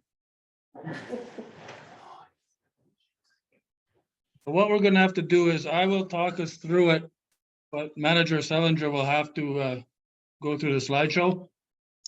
Thank you. Well, as I said, I'm just gonna walk us through basically what a full plow would look like, and then we'll go through some issues that we run through quite regularly. A lot of them were brought up in Director Heisler's presentation. Okay, Sasha, can we go to the next slide? The policy has 3 different triggers that we go with for plows. The first one is 0 to 3 centimeters, which is a skiff. If we were to get closer to 3 centimeters, that would probably send out a sander and a sidewalk machine and a grader or loader to plow facility parking lots. 3 to 5 centimeters, that's a little bit more snow. It's going to be noticeable. So we'd probably have 2 sanders out on priority 1 and 2 roads to start. And we do have mapping for them to follow, plus the sidewalk machine and a grader or a loader plowing facility parking lots. But for our presentation, we'll just focus on the full plow, and that's 5 or more accumulated centimeters for a trigger point. If we could, next slide, please, Stasha. So these are how our roads are broken down, and as it was just amended in Dustin's presentation, some of the roads around the schools are going to become priority 1. So the numbers will change a little bit. There'll be higher priority 1s and a little bit less priority 2 kilometers. But at 4 o'clock, when we do go out and plow, the first 2 guys to go out would be the sanders, and they would focus on their priority 1s first. And that, as I said, they have mapping to tell them where to go. And then priority 2s. And then by the time those are done, the plows have gone out and started to make a dent plowing those priority 1 and 2s. So when we start to get caught up, the sanders can move into the priority 3 and 4 routes. Next slide, please. This is the same road classifications for priorities, just the 5 areas of how we're divided up. Actually 6 if you include West Fernie. So as Director Heisler mentioned, trying to coordinate the sidewalk machine with the plowing is impossible just because there's 5 plows out and 1 sidewalk machine. And this is what he was describing. So each plow would have a designated area and they would still follow their priority 1 through 4 road classifications when they're plowing. And this is just a breakdown in text of the neighborhoods and which areas they fall into.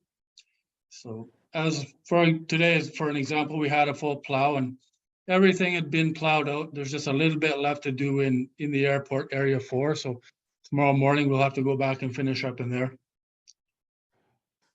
Next slide, Stasha.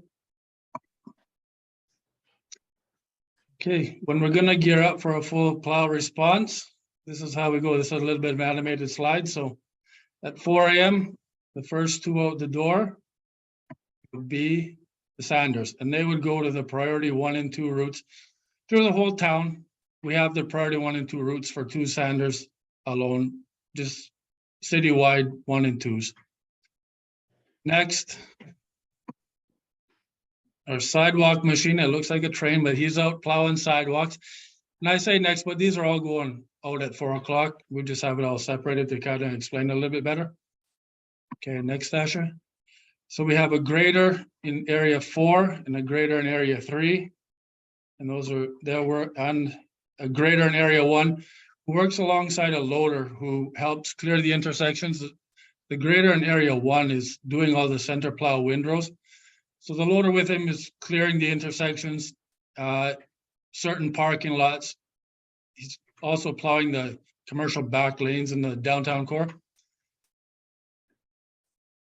Next slide. And then we have our 2 loaders with wings. So those are also heavy plows, and they're in area 2 and area 5.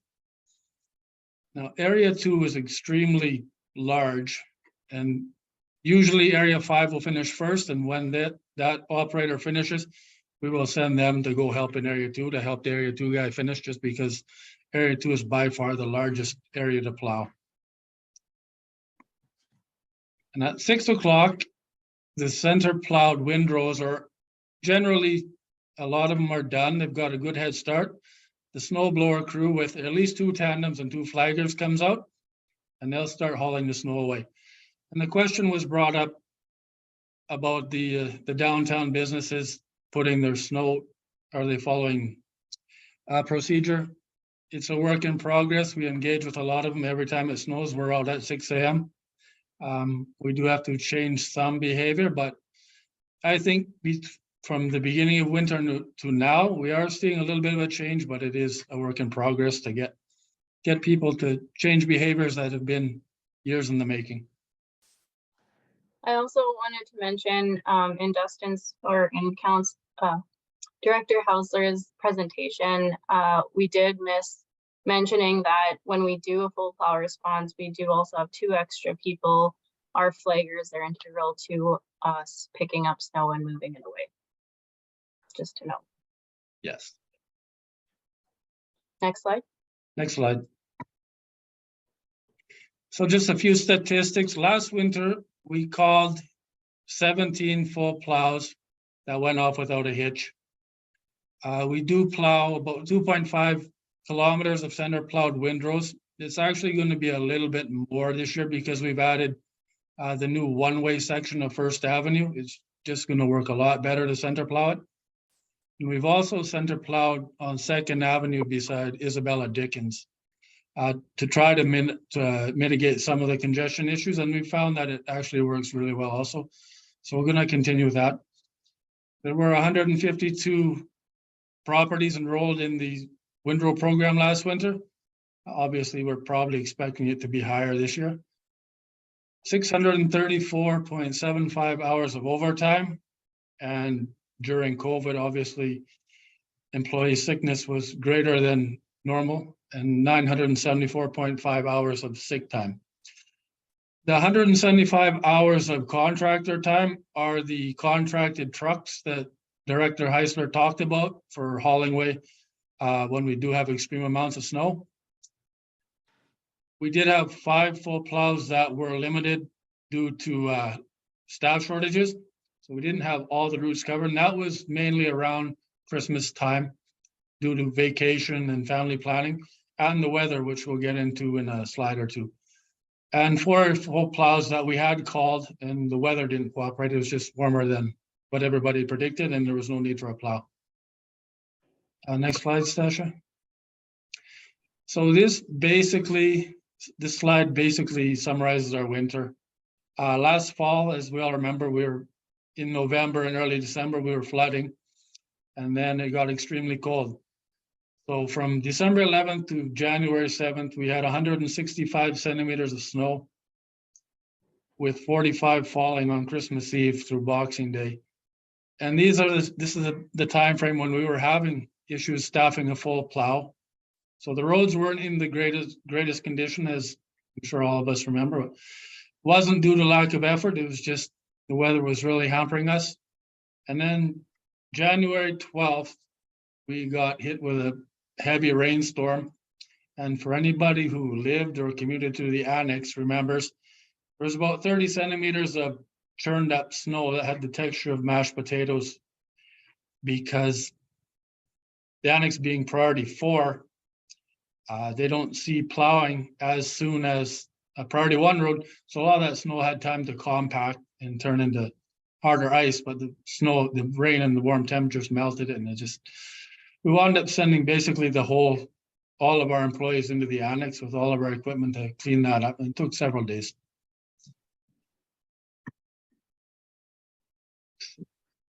There are some incidents with heavy equipment and slippery roads. These are things that, from what I've heard, they're definitely coming down from what they used to be. I've only been here for a couple of years, but I would definitely think we're trending in the right direction. So the photo was about a grader in Ridgemont who was plowing a road. Basically, it was an artificial melt. We had the sanders out, and they had put down material and it had melted the snow, but it kept snowing at such a rate that the snow just froze. We couldn't, it just turned into ice, and my truck is parked in the background there. And we couldn't even walk across the road without falling. It was just sheer ice. So he was trying to plow and he lost traction, and a 40,000-pound machine, when he loses traction, it's going to take something to stop it. And that was those boulders. So some of the other incidents, we had a loader turning around in Ghost Rider who slid into the ditch on again extremely icy roads.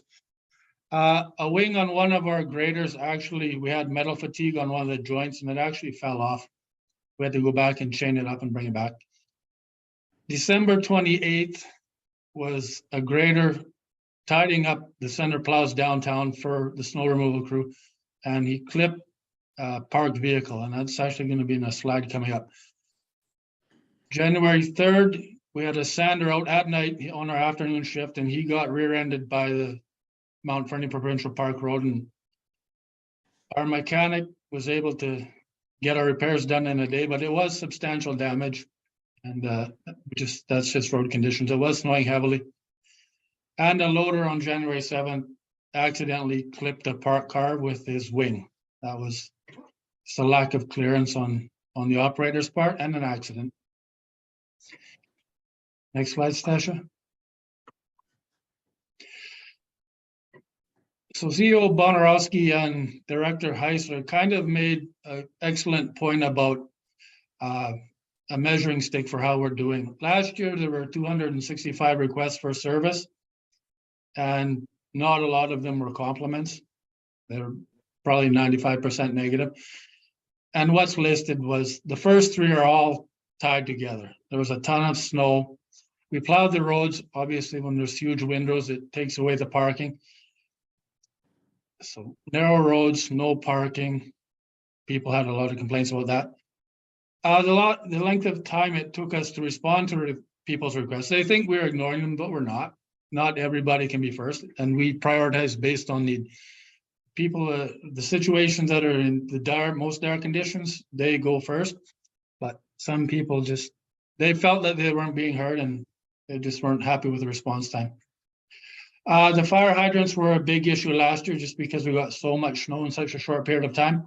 We were slammed with trying to keep the roads open, and we couldn't keep the fire hydrants accessible to the fire department, which is fairly serious. It's higher on our priority list.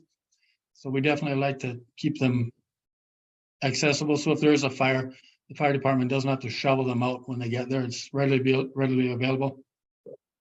Buried catch basins and melting snow, that's later in the spring, and that's something we will do. Snow removal on certain roads that we know have bad drainage, like the airport's bad and the annex is bad, just to get those catch basins open and have the water somewhere to drain. And lawn damage, that's tied to plowing. A lot of roads in main town and in the annex don't have curbs.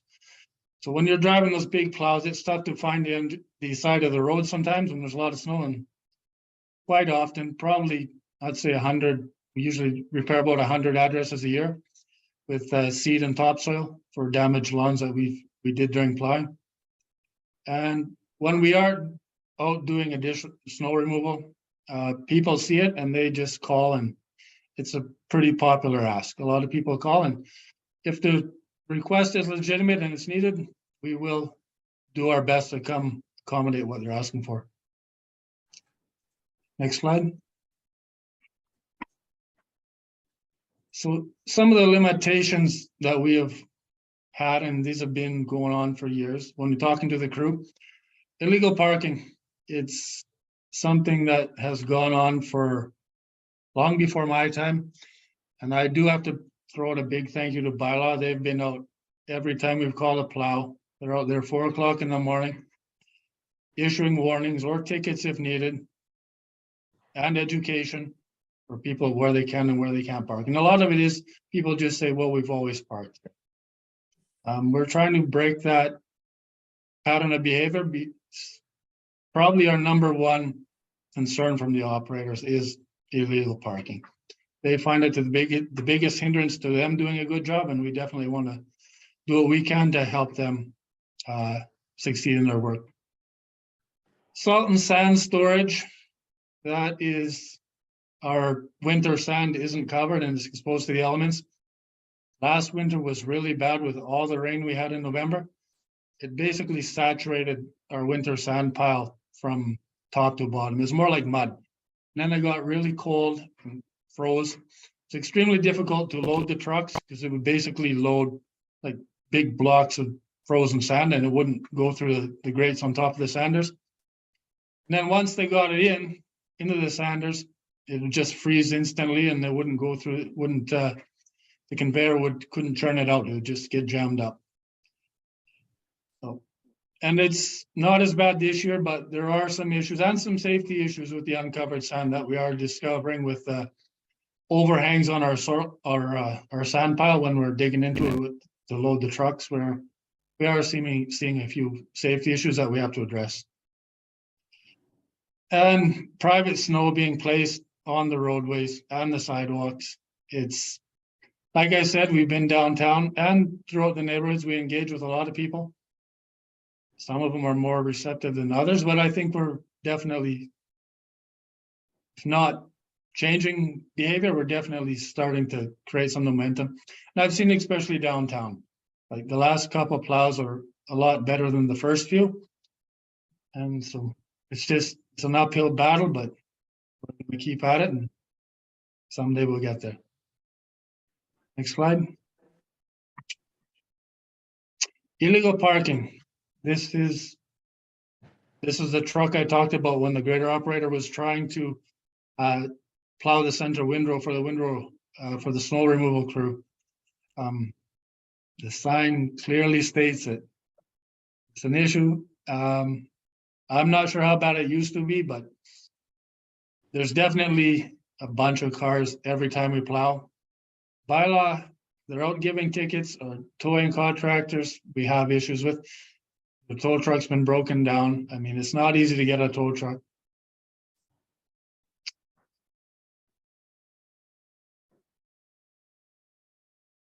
This is a picture of our leftover sand from last winter. I took it in the summer, but you can definitely see how you can see the salt in it. A lot of the sand, the salt's leached out of it, and it looks more like mud and should more look like a nice pile of gravel.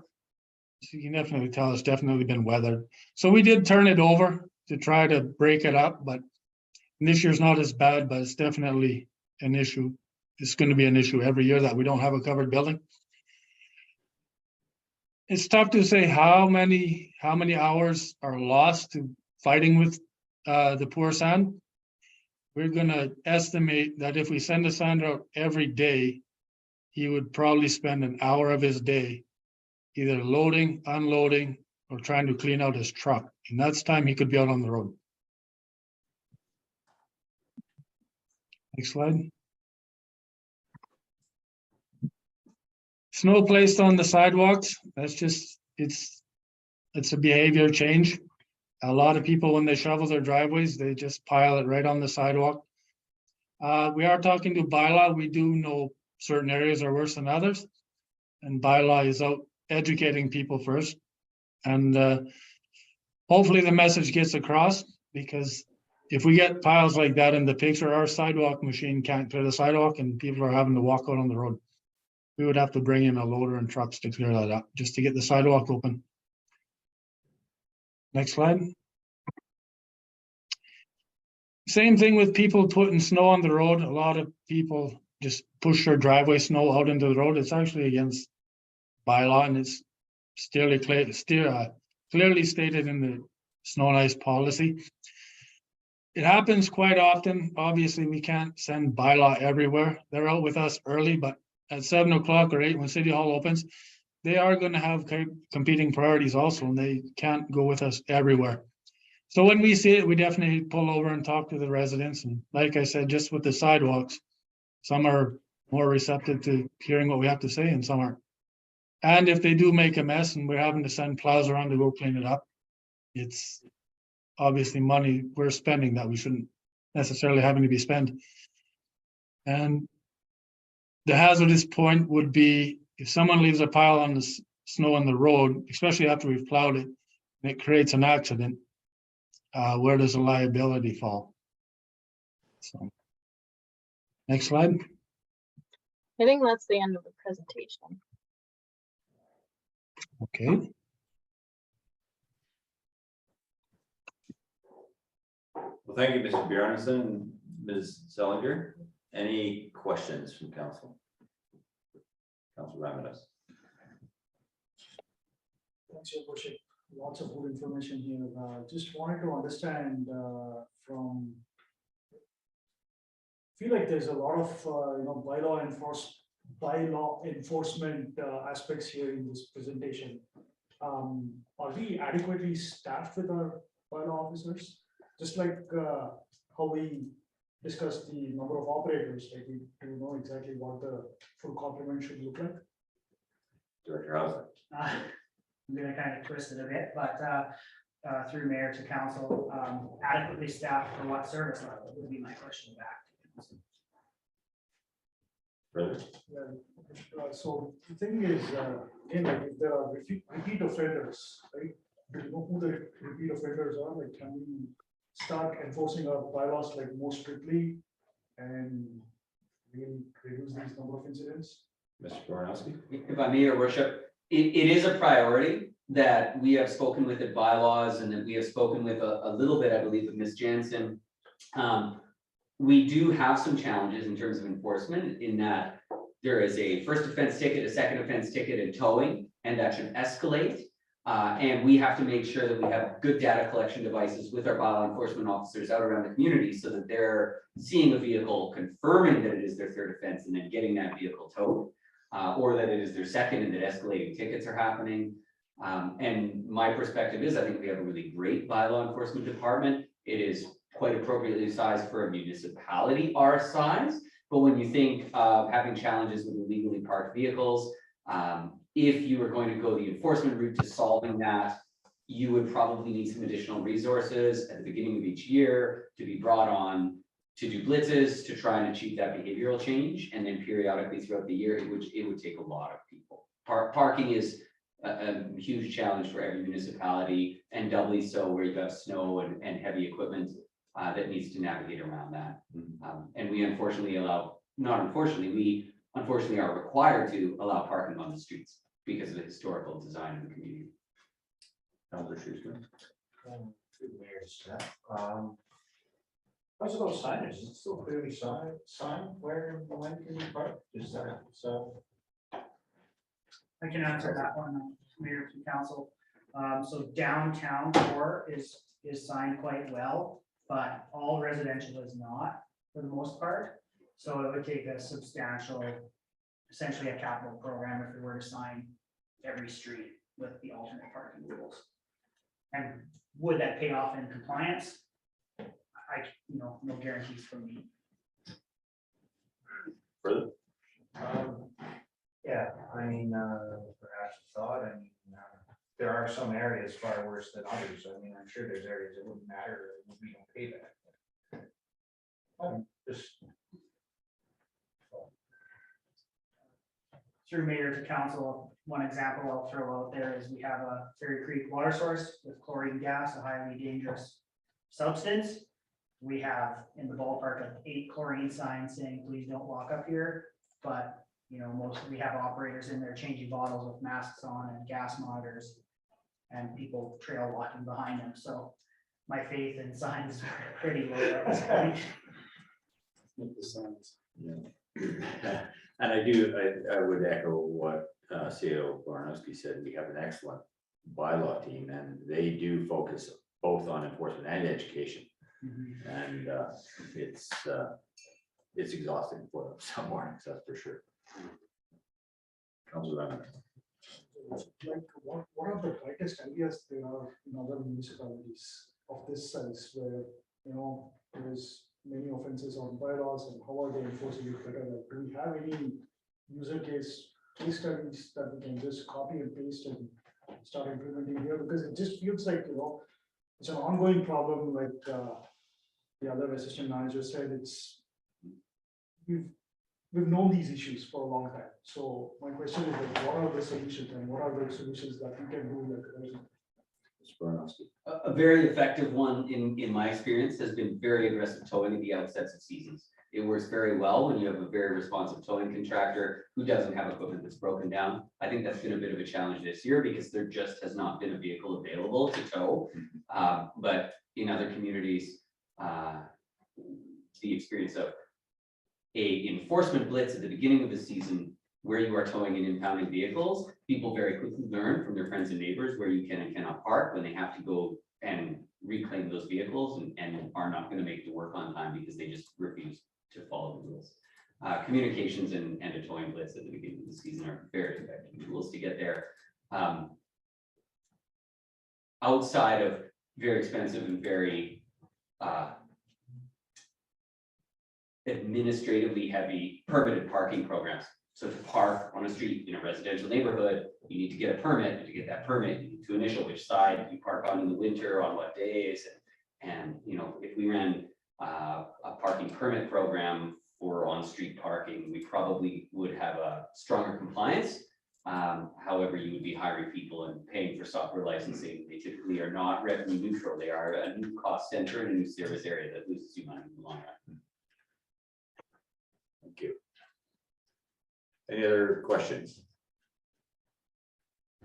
So thank you to both of you for your presentation. Can I ask you to read the resolution? There is no resolution this time, just information. My script is wrong. Oh, no, it was put as a recommendation. Unfortunately, I took Eli Mina, our course the other day, a little too seriously. So the recommendation is that council receives the 2021-2022 winter response report for information. Mover, Councillor Hamilton, seconder, Councillor Kelly. Any further discussion? All in favor? Any opposed? Troublemaker. We're not supposed to receive reports for information. We all took this lesson. I'm just following my script. Which brings us to item 9.3, and I will hand it over to Corporate Officer Daniel for 2023 meeting schedule. Great, thank you. So I am giving this report on behalf of Director McConnell, who could not be here with us today, and I will be brief. So each year, council is required to publish a schedule of regular council meetings, and attached to the agenda tonight is the 2023 schedule for your consideration.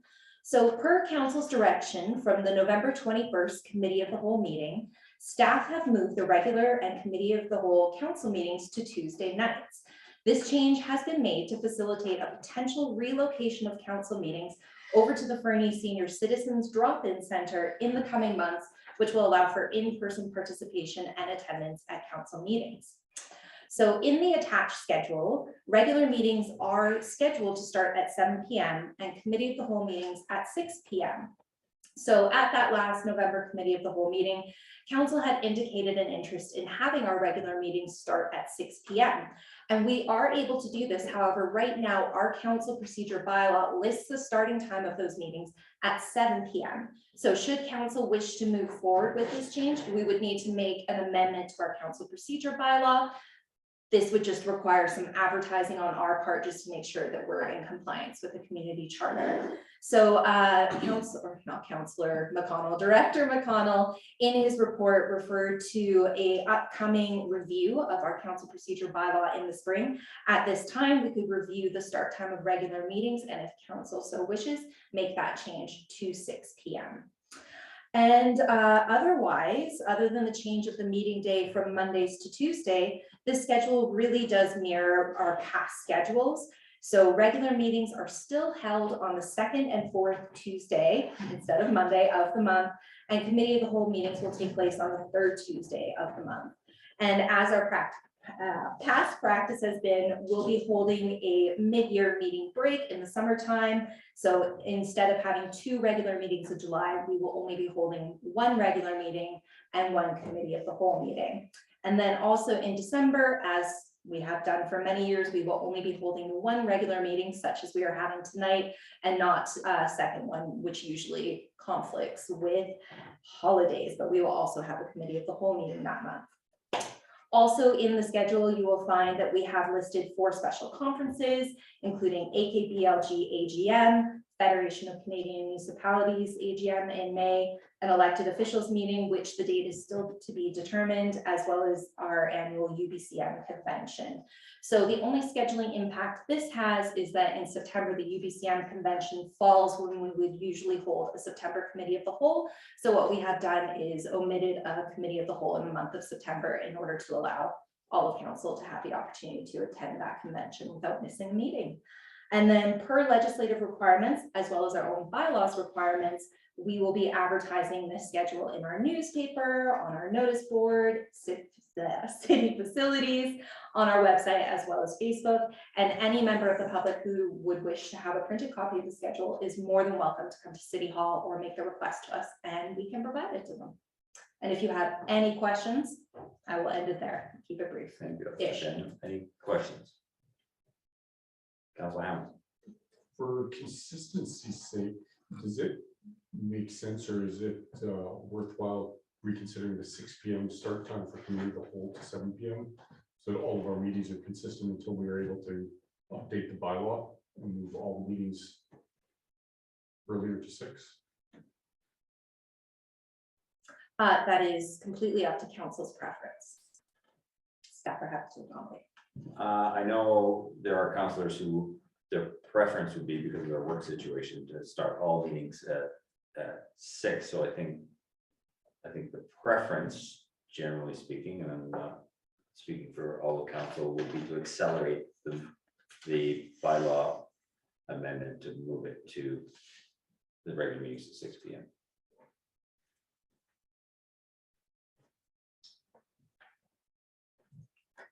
For further discussion about it, I fully appreciate that. I support the notion of moving it earlier. I'm just speaking from personal experience, knowing that my meetings are moving to Tuesday nights, 7 p.m. That one 6 p.m. meeting is close, but not quite close enough. Yeah, I understand the hesitation. Yeah, certainly. Any other comments, questions? Sorry, Your Worship, I'm a little unclear, like, are we going to have a discussion on the bylaws sometime, or like, what's the timeline that we are? Yeah, that's a fair question. Officer Daniel, do we need a motion to accelerate that change to the procedure bylaw? Yes, absolutely. Council could direct staff to bring forward an amendment to the council procedure bylaw to move the regular council meeting start time to 6 p.m. To which I would be able to prepare that amendment for the next regular council meeting. Would you like to move that, Councilor? Yes, yes, Your Worship. Thank you. Can I have a seconder? Councilor Hamilton? Any further discussion? All in favor? If I can, Yes. Meredith, Daniel, can you, just in terms of process, Your Worship, I'd like to just have that written out so we're absolutely clear For that sure. it's the right, Absolutely, yeah. that it's the right resolution that we action. Because I hate to start advertising the wrong start times. Yes, no, that's good. You're being me while I'm off in the wellness. All right, so the resolution is that council directs staff to bring forward an amendment to the council procedure bylaw to move regular council meeting start times to 6 p.m. Do you still move that? I agree. You still second? All in discussion? If I may, Your Worship. Absolutely. Thank you. I did note in the report that one of the reasons that we don't have to have an amendment was because the bylaw is not currently prescriptive with regards to the time of the committee of the whole meeting. And I'm wondering if there's an opportunity here to provide flexibility for this council and future councils by perhaps removing the prescription of the time from the council procedure bylaw for our meeting. Then we could set it as we wish, and future councils would not be so hamstrung. So I do not know the answer to that, sorry, Your No. Worship, but Director McConnell actually has his hand up. Director McConnell? Yes, thank you, Your Worship, and I wasn't intending to put my hand up for this meeting until the question came up, but A couple of things. First, I wanted to speak to the one thing I was thinking of as we were talking about the change of time. One of the things that Ms. Daniel referenced was, of course, the fact that we have to advertise the change into the procedure bylaw. And I wasn't sure if it was quite clear for all of council that the meeting times for the council meetings will continue to be at 7 p.m. until such time as the actual council bylaw is amended. So you will see that the January meetings will continue at 7 p.m.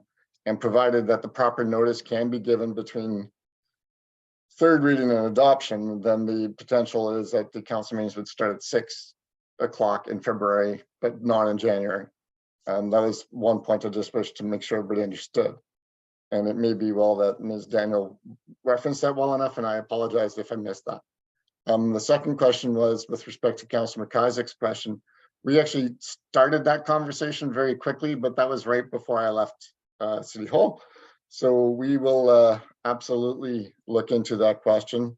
I believe that's possible for us to do that, but it might not be best practice. So the recommendation that would be brought back, of course, would be to recommend whatever best practice was, but it is quite possible that the legislation, I do not believe, requires us to put in the time for start meetings. It simply states that we are obligated to set the schedule and advertise the schedule.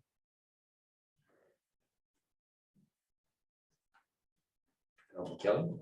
Does it have an effect on the end times of the meeting? We change the start time. It will be an hour early. Okay, no, I wasn't sure, because we can't go past 10, correct? By resolution. Okay. Yeah. Sorry, I thought that was by. No, but I did want to ask Officer Daniel, based on what Mr. McConnell has just said, do we have to change the resolution slightly? Vis-a-vis start times and best practice, or? Well, what we could do is we could quash this resolution and write a brand new one asking that council direct staff to bring forward a report to the next council meeting regarding an amendment to the council procedure bylaw for council meeting start times. I'm gonna write a better ending for that. Okay. So Yeah, we could defeat this. I think so. So so this one's moved, this has been seconded.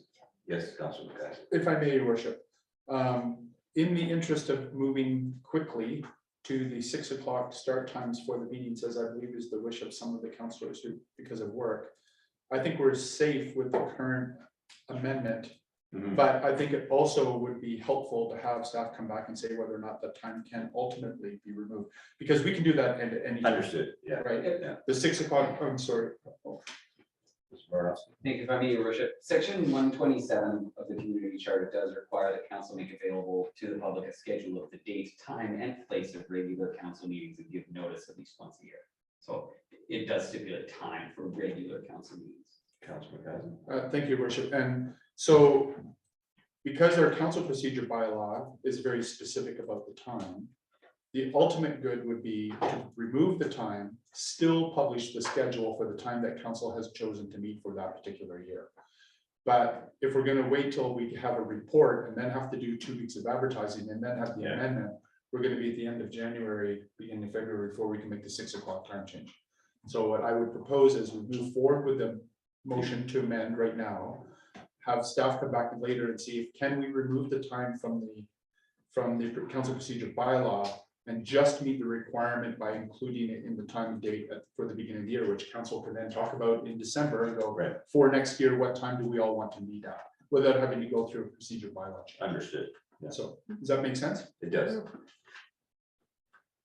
Okay, so we have a mover and, no, sorry, could you read that? No, I agree with Councilor McIsaac. Okay. Keep it the way it is. I second that. Okay. Okay, and any further discussion? All in favor? Any opposed? Thank you. It's carried. All right, and then I do just have one more motion for council's consideration, that council adopt the 2023 schedule of upcoming meetings as presented in the council meeting schedule attached to this report dated December 12th, 2022. Mover. Councilor Nixon. Any discussion? Councilor Ramírez. I'm just not clear on how many people will have to go to these sessions, what's the procedure? And is it going to be one or two councillors or all entire council? We are talking about these events, aren't we? Like, Through to your worship, I think Yeah. I know the answer. So the conferences that are listed in the calendar is not council confirming that they will attend these. It is more so, so that you can see where they are placed in the year in alignment with other council meetings. It is not a confirmation that all of council will be attending all of these events. More notice. Okay. thank you. You're welcome.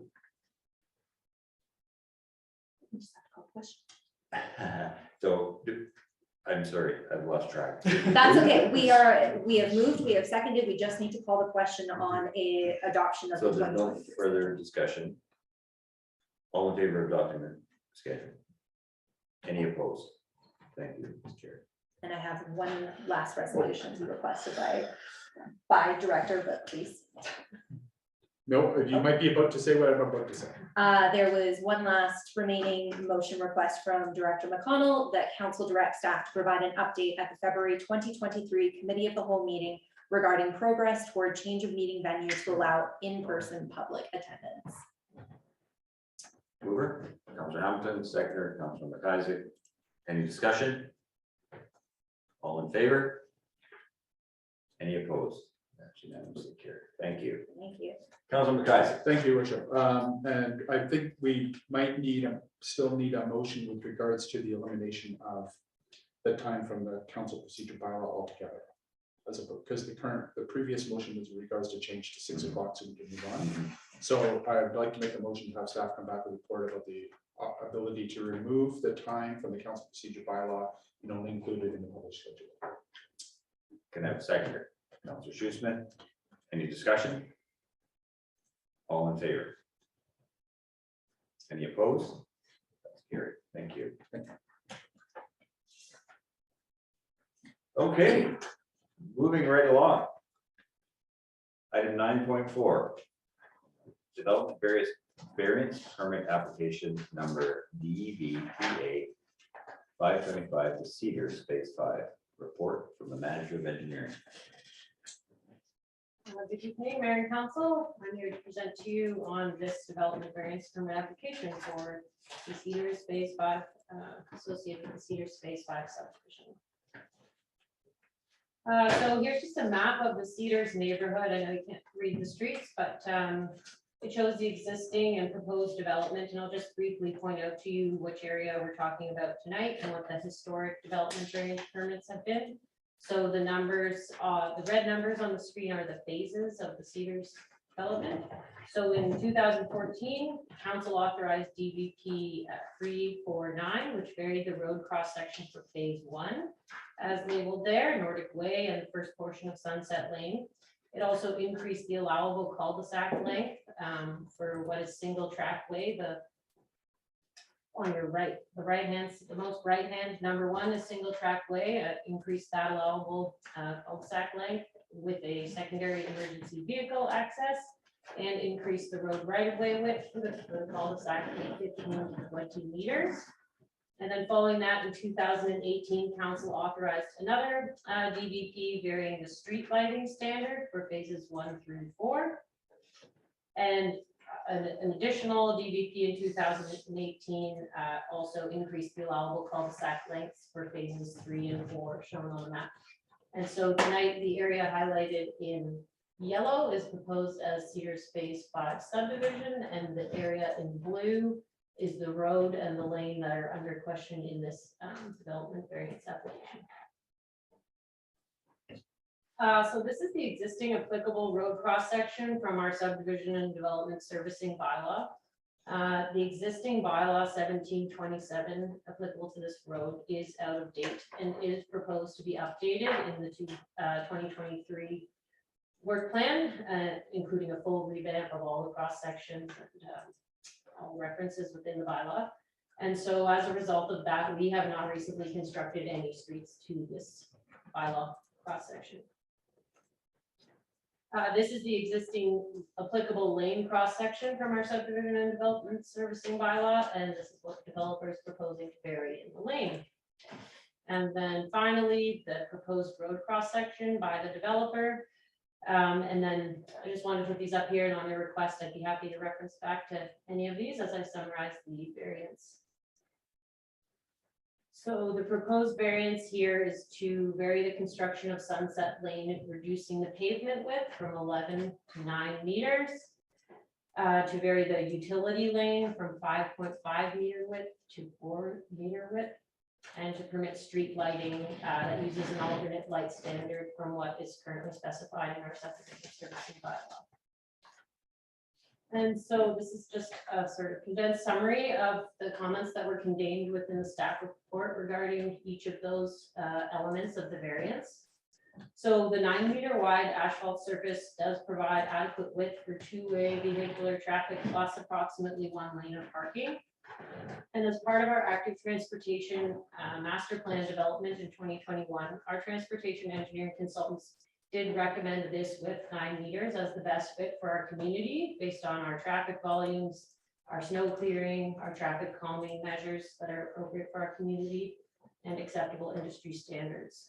So the reduction in pavement is expected to lower vehicle operation speeds, as well as reduce the cost for maintenance and replacement of the road in the future. The reduction in the gravel lane width is supported because 4 meters provides adequate travel access for our maintenance vehicles to access the proposed lift station that would be at the end of this lane, as well as sufficient pedestrian connectivity from the cul-de-sac through to the trails. And the proposed light standard is an improvement on what is required in our subdivision servicing bylaw, and it's consistent with the light standards that have been installed in the rest of the development. So the recommendation is in front of you here tonight, and I'm happy to answer any questions on this bylaw variance application. Any questions for Manager Weir? Thank you, Your Worship. I recall significant discussion with regards to the reduction in pavement width from 11 meters to 9 meters under the active transportation master plan and so on. I don't recall any discussion at the time with regards to gravel laneways being brought up, and I'm just wondering if that, but my memory may be failing. I cannot recall if that was addressed during that discussion or with the subdivision and servicing bylaw, whether it was proposed that in future laneway reductions were also going to happen. Has that previously been part of the discussion, or is that new for this particular one? Through to Councilor McIsaac, this is a new topic that wasn't covered in the active transportation master plan. Just to clarify, the width of the dedicated laneway would still be 6 meters, same as our bylaw, just proposing to construct a narrower gravel surface within the laneway. So the developer will still be responsible for the grading and drainage and complete installation of the 6 meter width. But we've acknowledged that putting gravel on all 6 meters isn't necessary for the purpose of this lane in particular. Yeah, thank you. Okay, thank you. So does that suggest then that further 2 meters of the laneway are essentially up to the developer to decide if it's going to be a grass verge or also gravel? It's just up to their discretion. Is that essentially what happens to the remaining 2 meters? Mayor Milligan, Councilor McIsaac, yes, it would be up to their discretion and based on approval of their engineering drawings and stormwater master plans. So have to the grading and material would have to address other engineering considerations, but no specific requirements would be made by the city. Thank you. Any other questions? Seeing none. Yes, that council approved the application for development variance permit number DVPA 525 and direct staff to give notice of council's intention to consider the issuance of development variance permit number DVP 525 to vary the City of Fernie subdivision and development servicing bylaw number 1727 as set out in attachment 1 DVP 525. Can I have a mover? Please, Councillor Kelly, Councillor Nixon. Any further discussion? All in favor? Any opposed? Carried. And continuing with Manager Weir for the next item.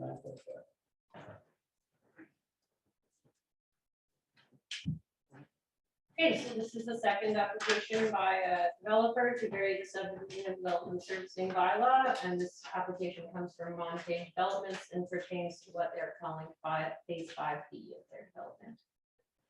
So similar to the map of the Cedars, this map shows the existing Montane neighborhood and the proposed development, and shows the historic development variance permits that have been issued to Montane Developments. So in 2015, council authorized DBP 360, which is the whole gray area, which varied many components of the subdivision servicing bylaw that is mostly consistent with their current application.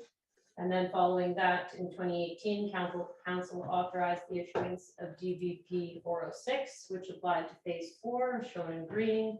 And this current application is for the area shown in brown, phase 5B. So same as the spiel for the last presentation, the existing cross section is out of date. We have not constructed a road to this standard in some time. And we are looking to update our road standards to better reflect known local conditions and professional recommendations in 2023. And this is the proposed road cross section by Montane Developments, and I will highlight the differences between our existing bylaw cross section and this cross section.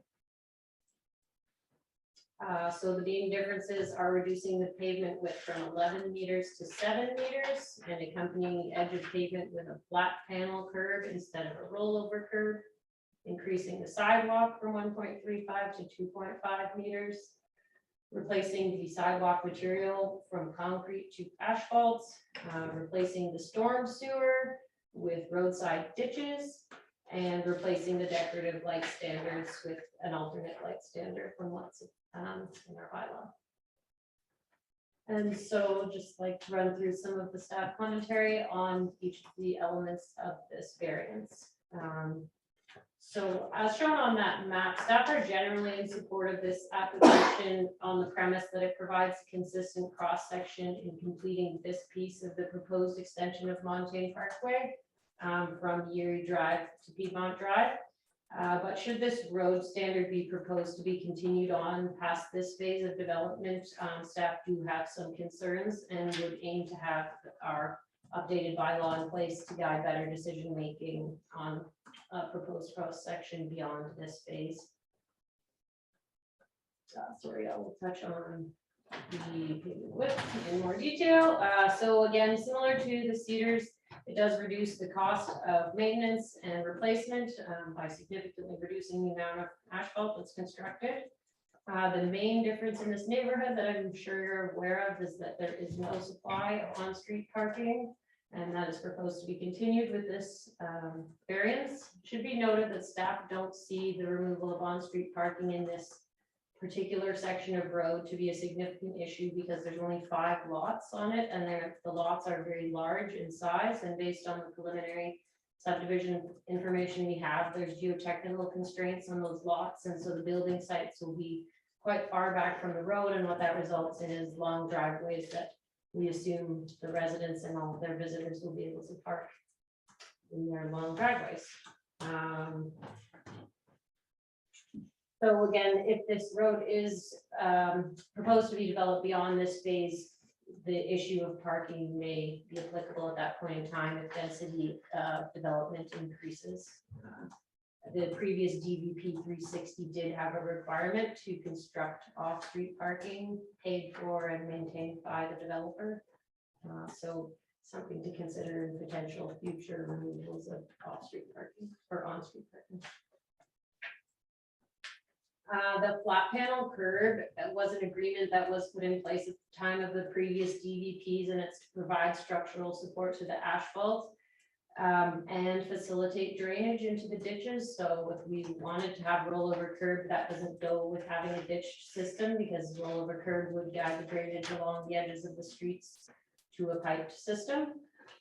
So the flat panel curb was kind of a compromise in supporting the road structure and allowing the drainage to the ditches.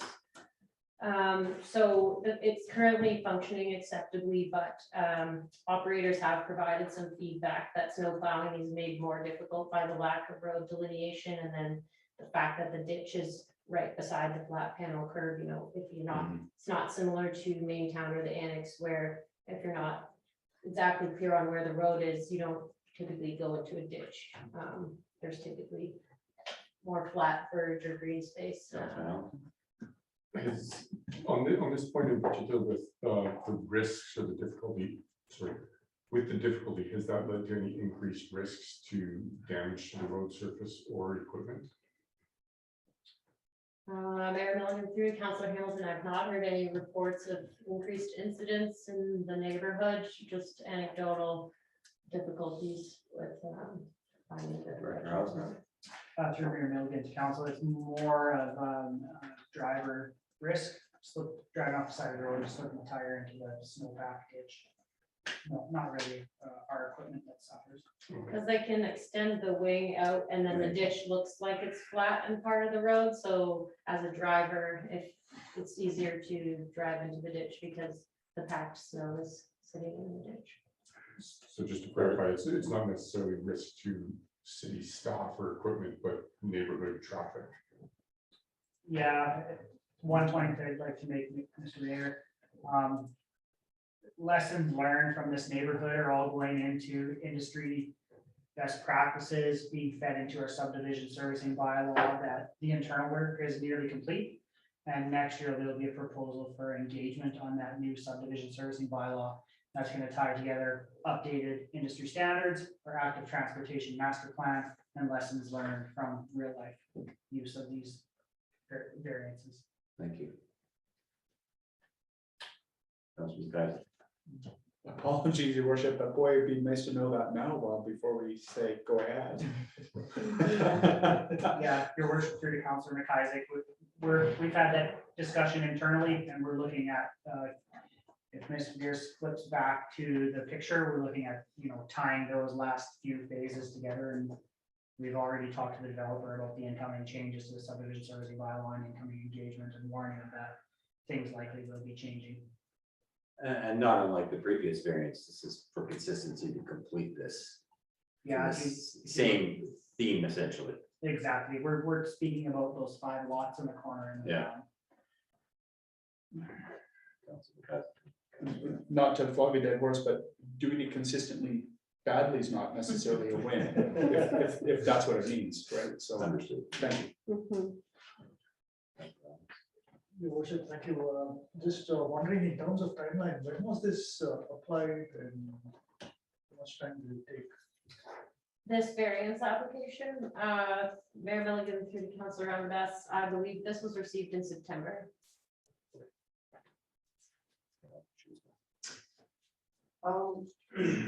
Understanding this is been ongoing for some time, this developed before us. What are the maintenance implications of having the ditches there? It's the only place in town with. Through Mayor Milligan to the council, that's where the lessons learned come in. Any of the streets where the flat curb rolls downhill and we plow it nice and flat. If we have a melt event, now the water can bridge the snow and start going onto private properties. That's where we start getting spooked. In town, we would start metal detecting catch basins, crack them open, start moving water. Now we have to open the ditch and follow the ditch to the culvert, and it increases maintenance for sure. So that's one of many elements we're going to bring forward in the new subdivision service bylaw.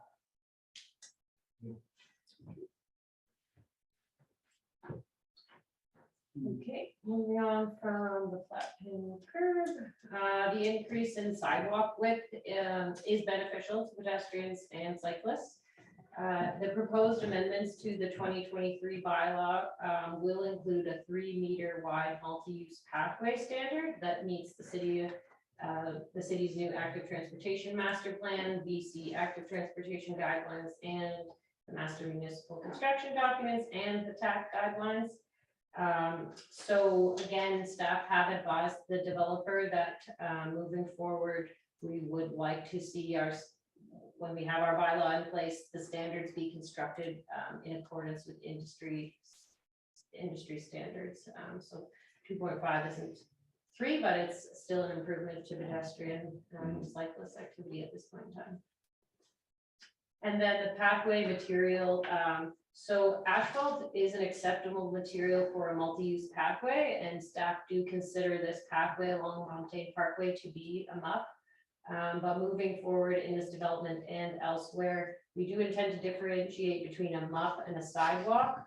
So this variance does reference increasing the sidewalk width, but we do have concerns with constructing any future sidewalks out of asphalt, which has been previously approved in Montaigne phases 1 through 4.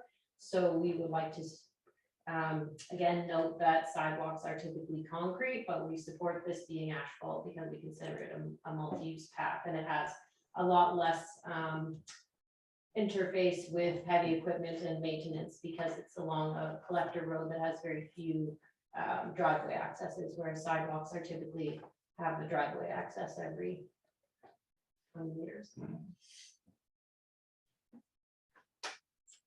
And then replacing the storm sewer with the roadside ditches. So we've touched on this a bit, but we do have some operational concerns with the existing and proposed roadside ditch system in an urban environment.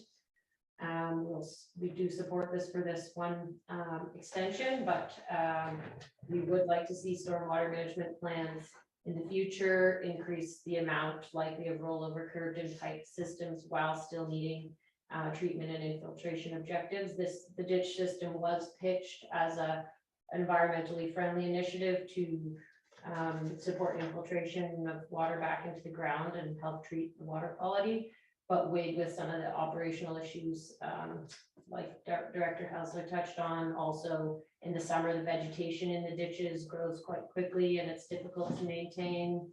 And then also having ditches in an urban environment with so many driveways, what you end up with is just a lot of culverts, which are in fact more difficult to maintain than an underground pipe system because you have an end and a beginning to every driveway culvert that can get blocked in the ditch, as opposed to a pipe system has, 1 or 2 catch basins per block kind of thing to maintain.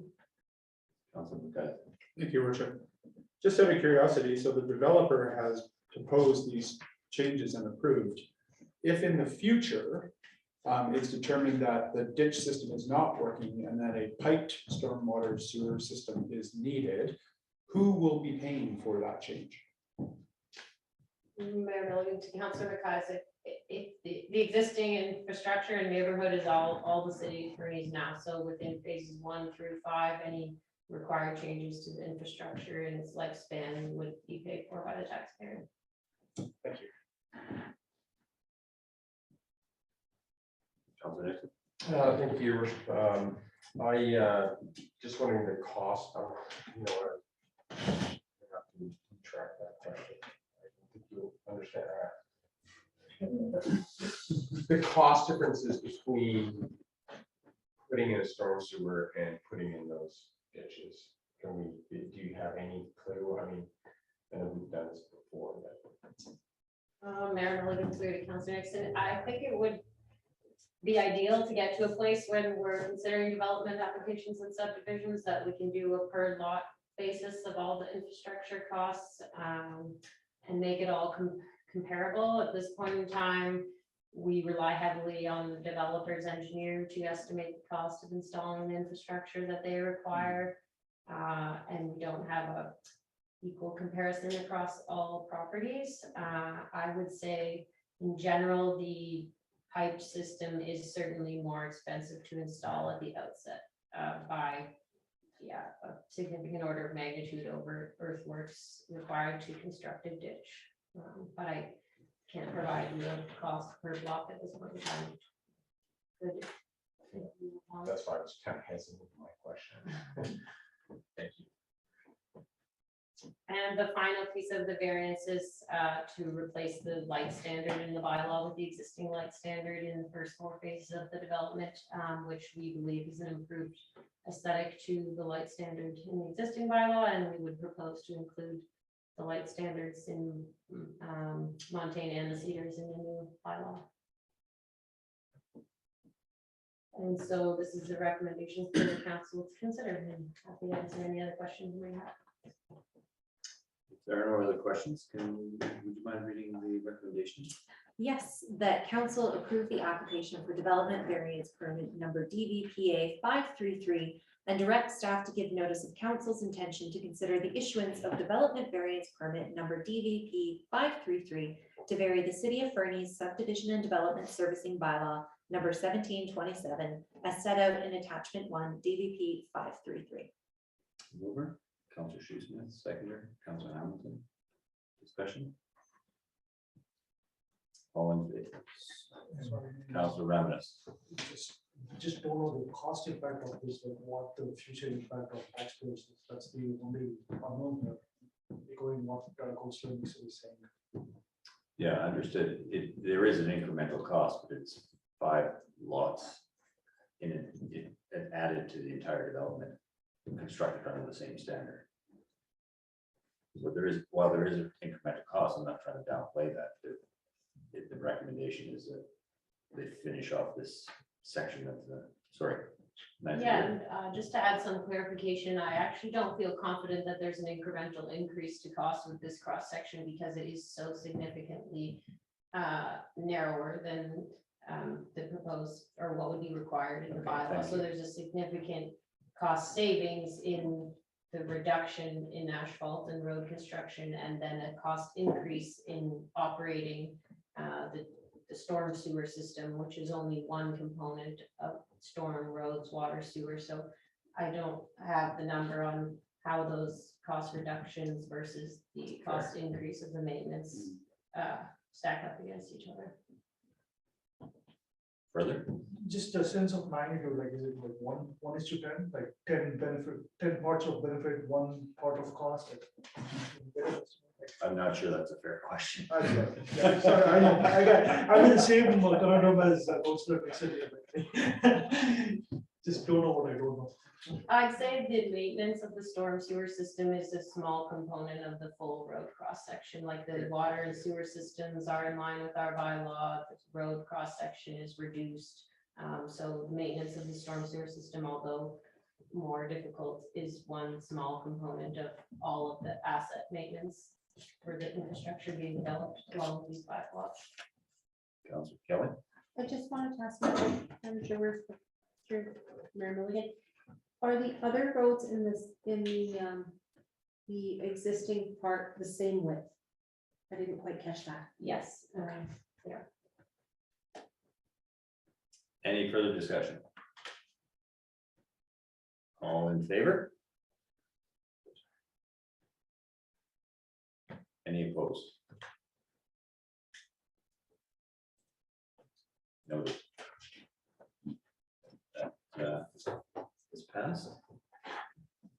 We're now at 9:45 and we're closing in on the time where we will require a resolution to continue, and looking at our agenda, I suspect we will go beyond 10.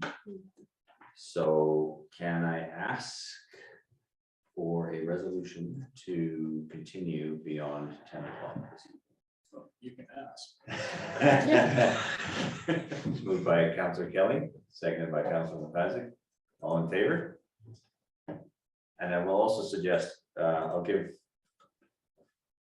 Mr. Bornowski a chance to get started, and then we'll maybe take a break at by break at 10. Sure. Does that make sense? Certainly. Thank you. I just need to make sure I'm sharing the proper screen, and then we'll be going in normal, your worship and council.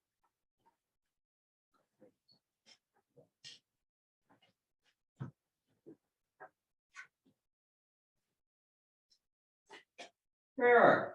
Mayor and Council, thank you for your time this evening. I'm presenting the first in a series of 3 council reports on the Fernie Resort Municipality Initiative and our resort development strategy.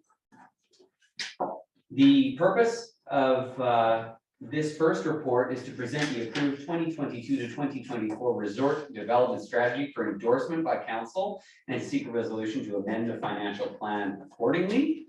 The plan has been approved in terms of its form, the projects individually as submitted by the Ministry of Tourism, Arts and Culture, or TAX. And the funding or the budget is based on the minimums that we shall receive without any performance-based lift based on hotel overnight stays. That is how we are required to budget for it, although we do anticipate, based on what we're seeing in terms of performance, a moderate lift. So some small amount of additional funding is likely in future years, but cannot be budgeted for according to the provincial guidelines. What is an RMI and an RDS? RMI is the Resort Municipality Initiative. It's a provincial program, funding program for small tourism-based municipalities. Fernie was added in, I believe it was 2009.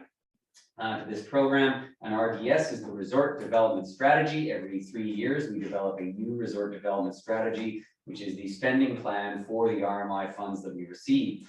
It is intended to build and diversify our infrastructure, specifically focused on tourism, deliver exceptional visitor experiences, and incorporate sustainable tourism practices and products. And it does require that we submit plans that establish a formal list of projects that either extend or diversify our community's tourism seasons and offerings, encourage increased and return visitation, improve the sustainability of the sector, and enhance the visitor experience overall. It's important to note that the RMI program and this funding must specifically be targeted at visitors and not at locals. It was originally tied to hotel tax, or MRDT. It has, for the past, I believe, 7 years now, been decoupled from MRDT and funded through core Ministry of Tourism, Arts and Culture funding. Oh, I have to click. That's right. There we are. The RMI goals, as set out in the guide for municipalities, is to develop and enhance our infrastructure and amenities. So that is purchase and or build better things for the visitors to experience. Deliver remarkable visitor experiences. That's either through enjoying those built things or through programs, services, and events. And implement sustainable tourism projects and initiatives. Some of that is the decarbonization, and some of it is just more stable frameworks for ongoing collaboration in the sector. It must be aligned with specific plans from the province, and we reference these plans extensively in developing our RDS as it is presented for council endorsement. That is the Strategic Framework for Tourism in British Columbia, 2022 to 2024. Local and regional destination development strategies. That's British Columbia's plan for Highway 3. The Indigenous Tourism Accord, the Clean BC Roadmap, and a provincial mandate to improve or enhance diversity and inclusion in all of our projects. Specifically, we founded the majority of the work into this RDS on the Tourism Master Plan. That is a document owned by Tourism Fernie. The City of Fernie has endorsed it and signed on as a champion or supporter implementing that plan. And then our municipal master plans and identified priorities based on our own major projects and what we're learning about our asset needs. I want to talk a little bit about the past of the Resort Development Strategy, or RMI program in Fernie. The past 3 years have certainly been very challenging. As with anything else, we've had a lot of supply chain challenges, delays with contractors, delays with our own capacity, which has been challenged as we've had a lot of change in internal departments and a need to really plan and execute projects at a better way. We've been working on that a lot in the last year and seen some really good improvements. The fall atmospheric river and in spring freshet did decimate our capacity and our ability to deliver on these projects because they ate capacity across the organization in the past year. In the past 3 years, of course, COVID waves reduced staffing to or beyond minimums. And we did see that in our inability to operate our core municipal facilities. So we really struggled, as did, and I have to say at least as much as us, the event, arts, culture organizations in our community who saw their ability to deliver exceptional tourism experiences in the city of Fernie eradicated for a number of years. Those that have remained are amazingly resilient and I think deserve a lot of credit. Overall, we've been at a capacity limit due to some really major grant funded work and critical capital projects.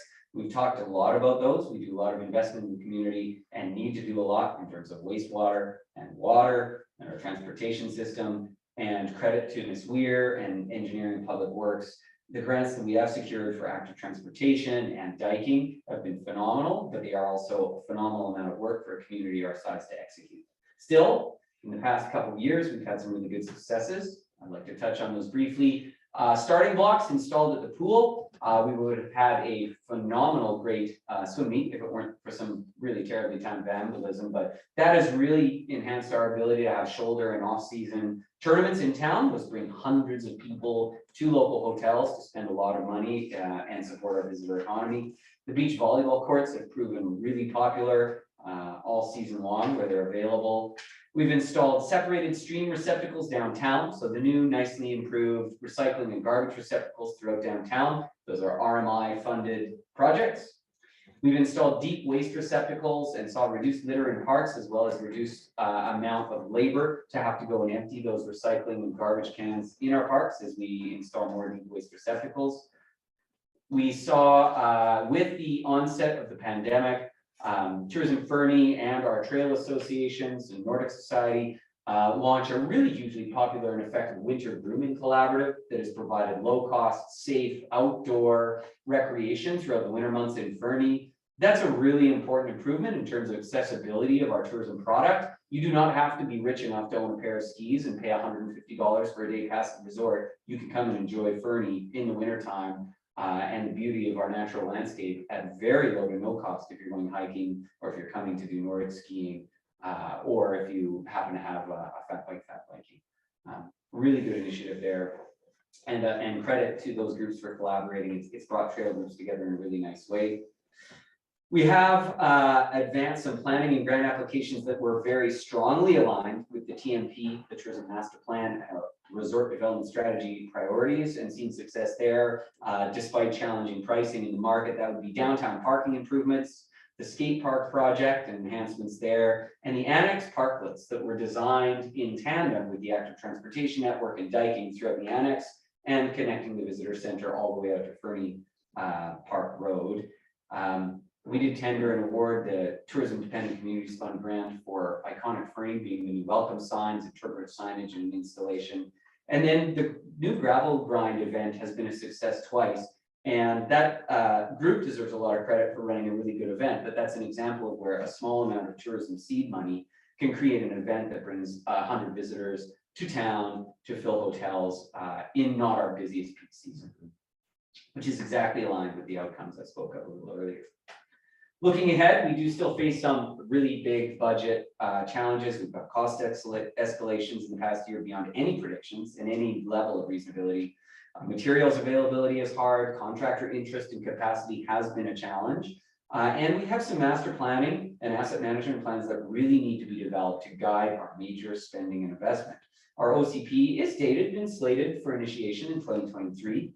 The Parks, Recreation, Arts, and Culture master plans or asset management plans as well for our facilities and for our parks. Those are dated, need to be updated and slated for that. And a housing action plan, because we do continue to hear that housing is one of the most significant areas that is a barrier to success for the sector. Employee housing, safe, affordable, attainable employee housing for the service and tourism industry is a huge challenge. Unfortunately, it's not an eligible use of RMI funds, or I would be recommending that we dedicate a section of these funds to affordable housing or for housing planning and implementation. What I'm going to talk about next is the budget as presented in the RDS for endorsement in 3 sections. The first section of which is carryover projects. These are a mix of new and carryover projects that we're completing this and in 2023 fiscal year that use the remaining funds from the last funding round in the RDS. They include an update to the ambassador program, training for customer service and community ambassadors. That is completed, but it's still listed in this budget as it was completed in 2022. The 3 new elements that I will touch on in a slide are the annex parklets and servicing to the Annex Park. That's to enhance the Annex Park and provide a destination or iconic Fernie experience along that really popular corridor. Completing the beach volleyball courts, implementing self-guided tours, starting likely that will actually be done next year. This is a holdover. Tourism Fernie looking to enhance our ability to do self-guided, low-cost tours of town. Trail development and maintenance of funded RMI trails is the completion of work. Visitor staging and gathering hubs, again, that's the completion of work benches, additional parking, et cetera, in our parks.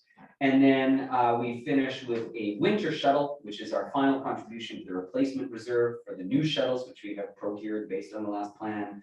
And then funding for enhanced grooming through the city of Fernie of our trails that complements the trail groups and Nordic Society's grooming of their trails through the Winter Grooming Collaborative. Council, existing returning councillors will have seen this as part of their earlier packages. To all of our council now, though, these annex destination park development initiatives are 3 coordinated projects with accurate budgeting, thanks to Ms. Weir's work, and a permitting window to get them done. One is servicing, that's conduit for electric, water, and wastewater, and connection to a hydrant, and I believe a drinking fountain in the Annex Park, coming from 10th Street into the park. It provides for the ability to have water and wastewater service and emergency response in the Annex Park, and then future ability to extend servicing throughout that park for events and to provide improved amenities throughout the Annex Park, and was done in conjunction with the construction work on that dike, because it is the one and only opportunity until we go back to tear that dike up again to get conduit through there at a cost-effective level. The next are 2 of the 4 parks that were designed in consultation with a stakeholder advisory group for the annex to run along the active transportation corridor, and they are the 2 that are most appropriate to be funded as part of this visitor-focused funding tranche. And one is an amphitheater that is to be a bookable and intimate space for programming and events. It is a naturally designed amphitheater in the Annex Park that should seat, is it 40 people? And then the second is the all ages play, which is an inclusive of all mobilities and ages. It's a destination quality gathering hub along this key active transportation corridor. It's designed with some more natural active play elements in mind. And so that enhances what is open green space currently to be much more engaging and provide a destination experience for people traveling this corridor in Fernie. Next, I'm going to talk about the second section of the budget, and that is infrastructure, amenities, and capitals. We are capital projects. We're required to spend 70% of our RMI budget on infrastructure and capital, 70% at least. And so we've done our best to balance this at 70% infrastructure, 30% events, services, activities. The Annex Park All Ages Play is the first element there. That's the top-up funding to get us to the full cost for that element. Compared to the carryover funding, which gets us 90% there. Trail development, restoration, and major repairs. That is funding next year and in 2023 and 2024 earmarked for major trail development, restoration, and repairs. So if we see a major trail that needs redevelopment, if we're seeing major investment required to bring a trail back to its former glory or to establish a net new trail, that is funding that would be available to the trail associations to undertake that work. We're going to work with Tourism Fernie, the Fernie Trail Alliance, Coal Creek Heritage Society, and others to formalize our decision-making matrix on how those funds are doled out for trail development. Really critical here is the wayfinding and marketing of those trails to visitors. They do have to be trails that are of interest primarily to visitors. So we have to ensure that these are destination trails that provide a really key visitor experience rather than perhaps the more hidden local only trails that we know exist as part of our network as well. There's a dirt jump and skills park redevelopment. This is funding to enhance progression, flow, sustainability, and ability for Trail Association Mountain Bike Club to work on the dirt jumps, maintain them. It backs up our recently completed partnering agreement for the dirt park and just improve general ability to maintain them until such a time as we know what we are going to do with that site overall. As has been discussed a little bit, we've been looking at the multi-purpose community center and how we might phase that more realistically to develop it over the coming years as one major facility, but we do need a master site plan and development plan for that before we can recommend, a major investment as something like a destination outdoor concrete flow park or pump track in that area. Downtown revitalization is proposed for 2024. That funding would be for improved seating and shade at the corner intersections in downtown Fernie, just to provide some more accessible seating, bike parking or covered areas to make downtown a little more appealing. Fernie lettering on the art station was proposed for 2023. I do believe that Mr. Logan has found a way to actually complete that work or complete a good chunk of that work this year already. The major ticket items here are the outdoor washrooms at $340,000. This is based on a quote that other resort municipalities, a quote on equipment other resort municipalities have secured. These are modular, self-contained, self-cleaning outdoor washrooms that can be relocated. So the proposal is that we will locate one either at the aquatic center near the dirt parks or near the skate park to provide an accessible 24/7 outdoor washroom that is self-cleaning and low maintenance. And then at such a point as we are redeveloping the aquatic center into a multi-purpose community center that could be relocated should need be to a destination trailhead or a destination park within the community. That needs to go to market, but that is a estimate based on the procurement of modular, accessible outdoor washrooms from other RMI communities. We've earmarked $150,000 for the skate park covered area. This was a element of high priority for the community through our skate park consultation. I'm really pleased to note that the recently announced CBT funding and this gets us very close to a budget to have a really exciting covered area to extend shoulder use at the skate park that will be developed next build season. And I'm very much looking forward early in the new year to talking about this a little more as we celebrate, I think, another really good contribution to make that project a reality. We're very confident in moving and excited to move forward with that. We have earmarked $95,000 for a welcome sign. That would be a matching welcome sign to what is going at the visitor center. That would need to be located on the western entry to town. I'm just going to switch to a view of that here. It's the build and install of a matching welcome sign with some lighting, likely solar powered. We do have a lot of location work to be completed. Every time we think we've developed or identified the great location for it, we find that there's either a land ownership challenge or some bit of infrastructure in the way that wasn't properly dealt with years ago. So we're going to continue working on this, but this is earmarked for work in the coming years. And then the final element in that financial plan is the shuttle replacement. This is money to top up our reserve to completely replace the 2 end-of-life shuttles with 3 microbirds which have been procured, and you are seeing it was pre-approved by the province based on a reserve and this plan, and you will see the partnership agreement for the delivery of the shuttle service next in this council agenda. A quick picture of the Dirt Jump and Skills Park redevelopment, noting again, this is phase 1. It's an improvement to the existing park before we look at a complete redesign long term. This visual provides you a snapshot of what the modular outdoor restrooms look like. They provide 2 accessible and automated units. They do require water, wastewater, power, and data. So some servicing that we would propose the city would fund while the RMI would procure the modular units themselves.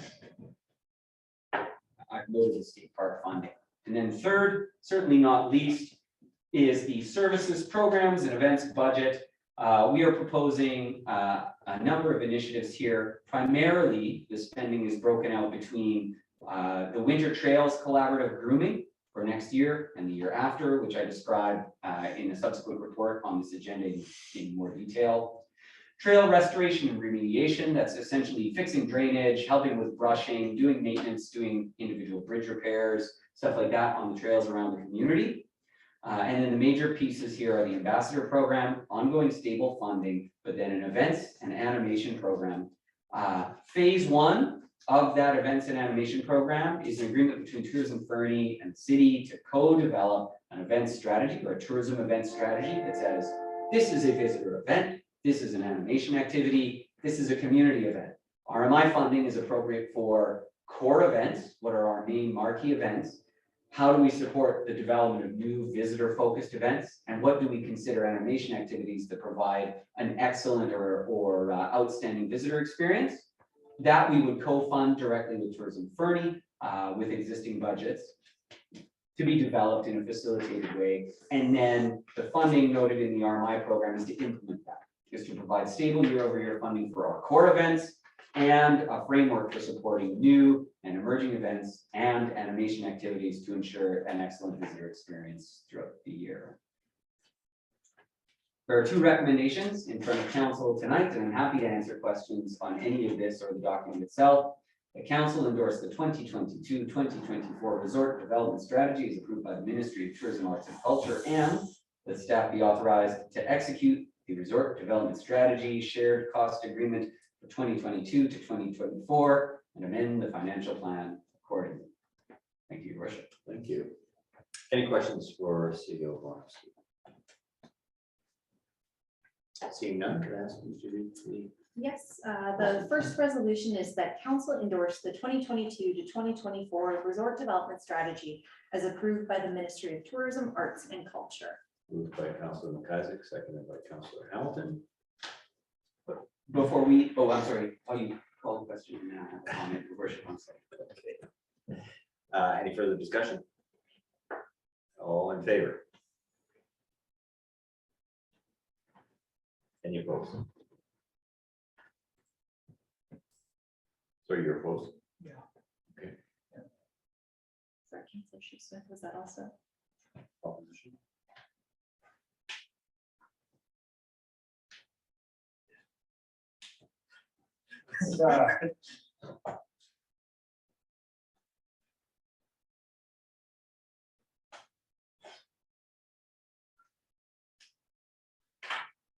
Now, may I retract my vote against that and, Okay. yeah, I just can't. There, Mr. Voronosky, you wanted to add? I should note that we need to thank Janice Alpin with the Naha Nation Council and Kootenai Aboriginal Business Development Agency, who worked directly with me on the report and sought and provided creation story or Tinaha creation, which is in there, and is working with us on implementation of the event strategy and other elements to ensure there's good representation. And Tourism Fernie, who received a long list of draft projects and provided valuable input into trying to hone those from staff's long list down to what you see before you. Thank you. So that resolution is passed. Yes. And can you read the next one? Yes, that staff be authorized to execute the resort development strategy shared cost agreement for 2022 to 2024 and amend the financial plan accordingly. Over. Councillor Hamilton, seconded by Councillor Nixon. Discussion? All in favor? Opposed?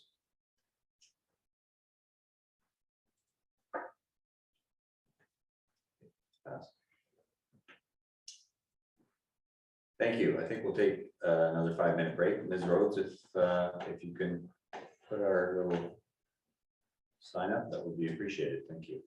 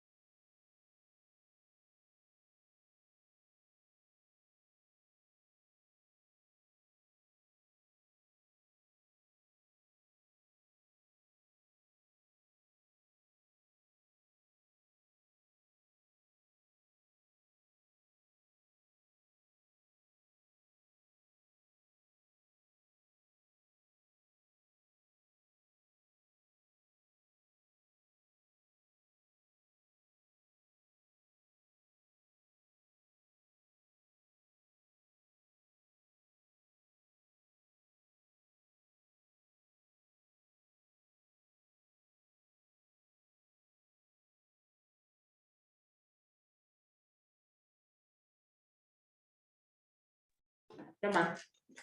We want to get moving here. Do you Yeah, guys- I is was it just gonna important? get CAO Barnowski to explain something, but we'll worry about it later. Okay. Ms. Rhodes, we're ready to begin. Thank you.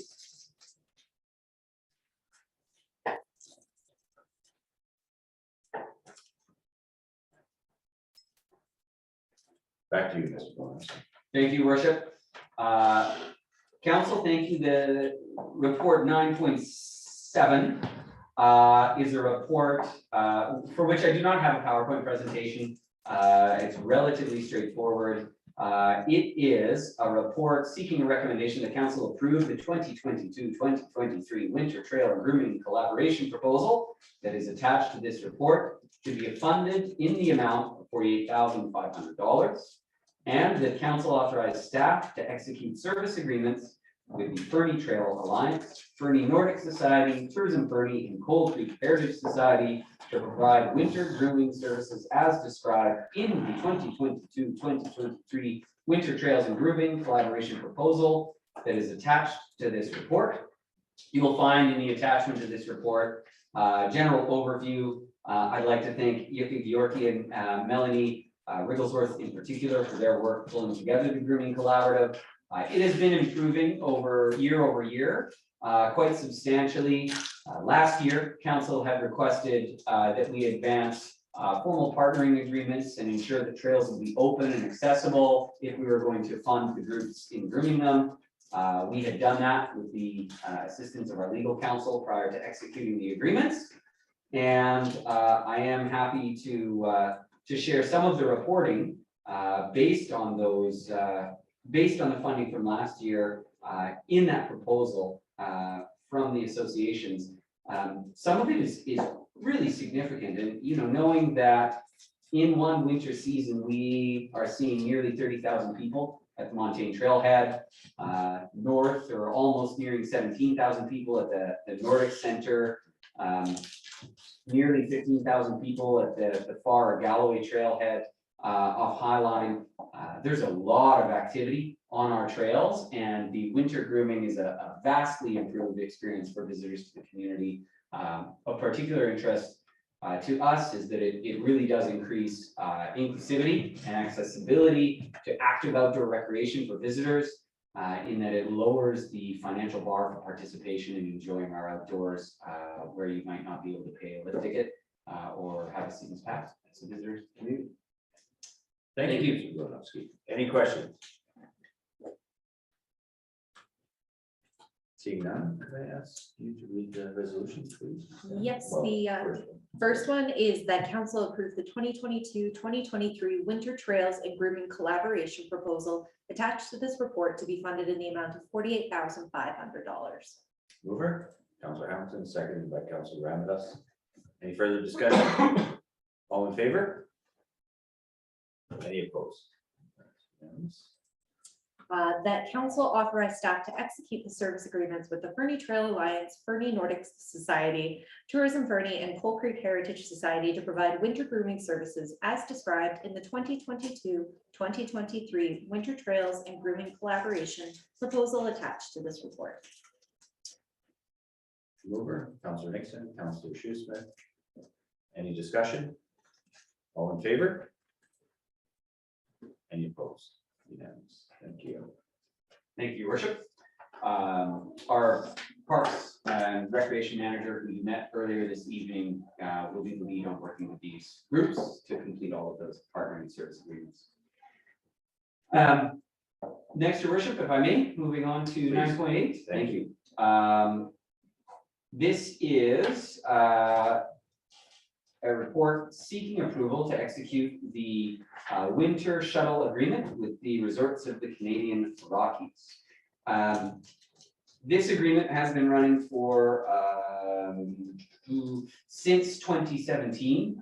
We have been running, I should say, winter shuttle between town and the Fernie Alpine Resort. Originally used 24 passenger buses were purchased. We're now at the end of or the midpoint of last season, well beyond their serviceable life. Maintenance costs were really escalating and they were no longer operational. At the same time, over a number of years, we had seen the partnering agreement should shift slowly, and I have received direction from council specifically to update a partnering agreement that would redevelop a partnering agreement for future years that protects residential and business taxpayers from potential operating losses.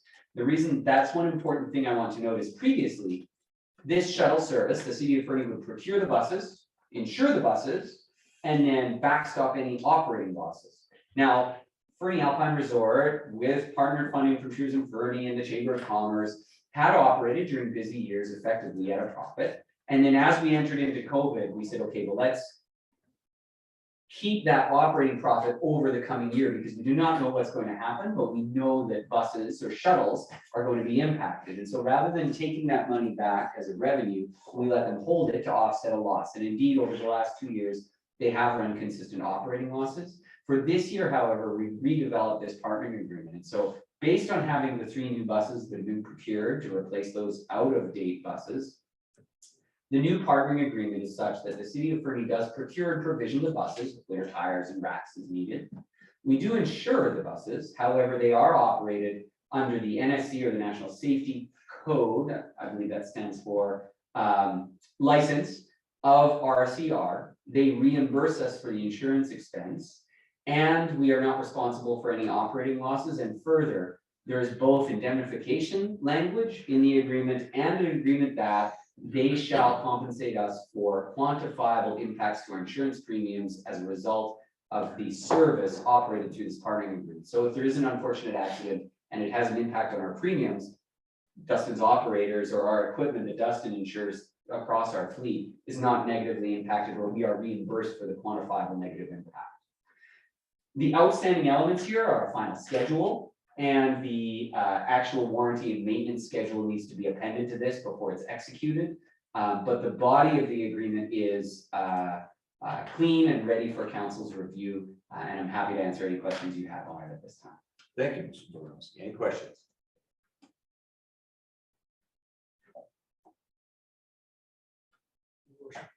Yes. Just an observation, not a question per se, like, is there any possibility of having something similar on the housing front also with RCI?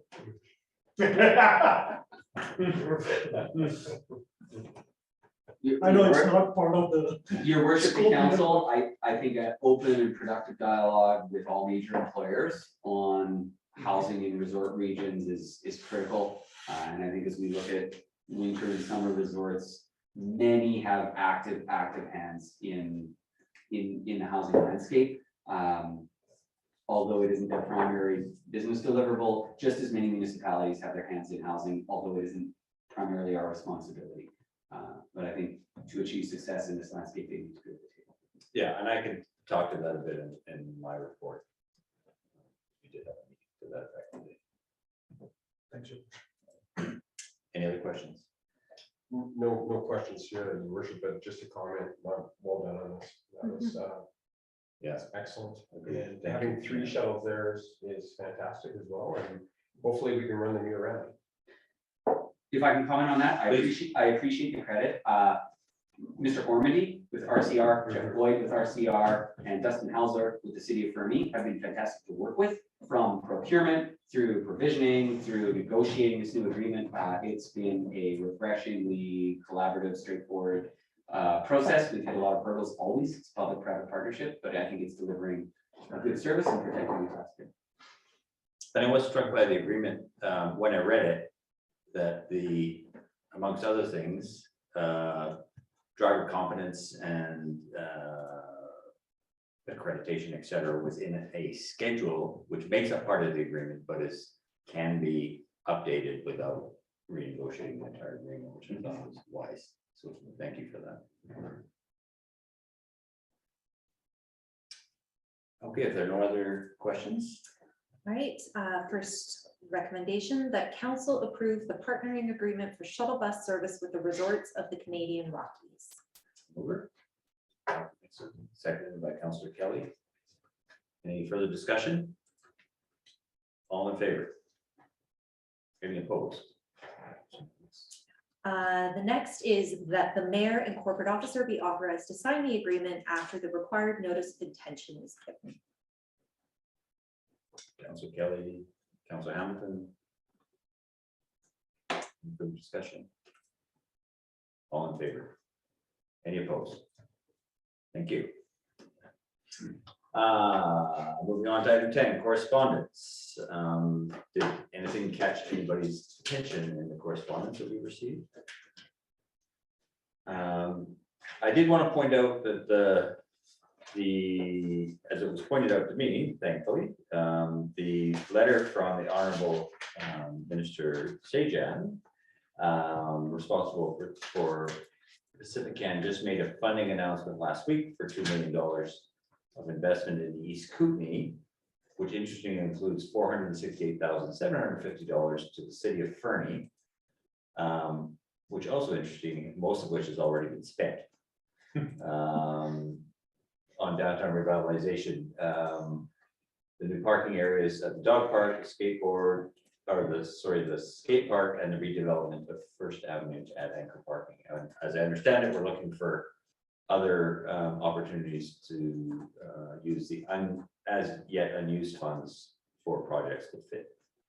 So I just wanted to pass that bit of information on to council. Item 11, reports from council members. Let's start with Councilman Price. Thank you, Worship. I don't have very much to report, other than wish everyone a happy and safe holidays over the holiday season, and look forward to the new year. Thank you. Councilor Nothing much to add, Your Worship. The biggest thing that I've actually heard from people is, compliments on the snow removal in the last couple of weeks. Multiple comments from many people. That was a very positive. Excellent, thank you very much. Councilor Hamilton. Nothing to report. Councilor Schutz-Smith.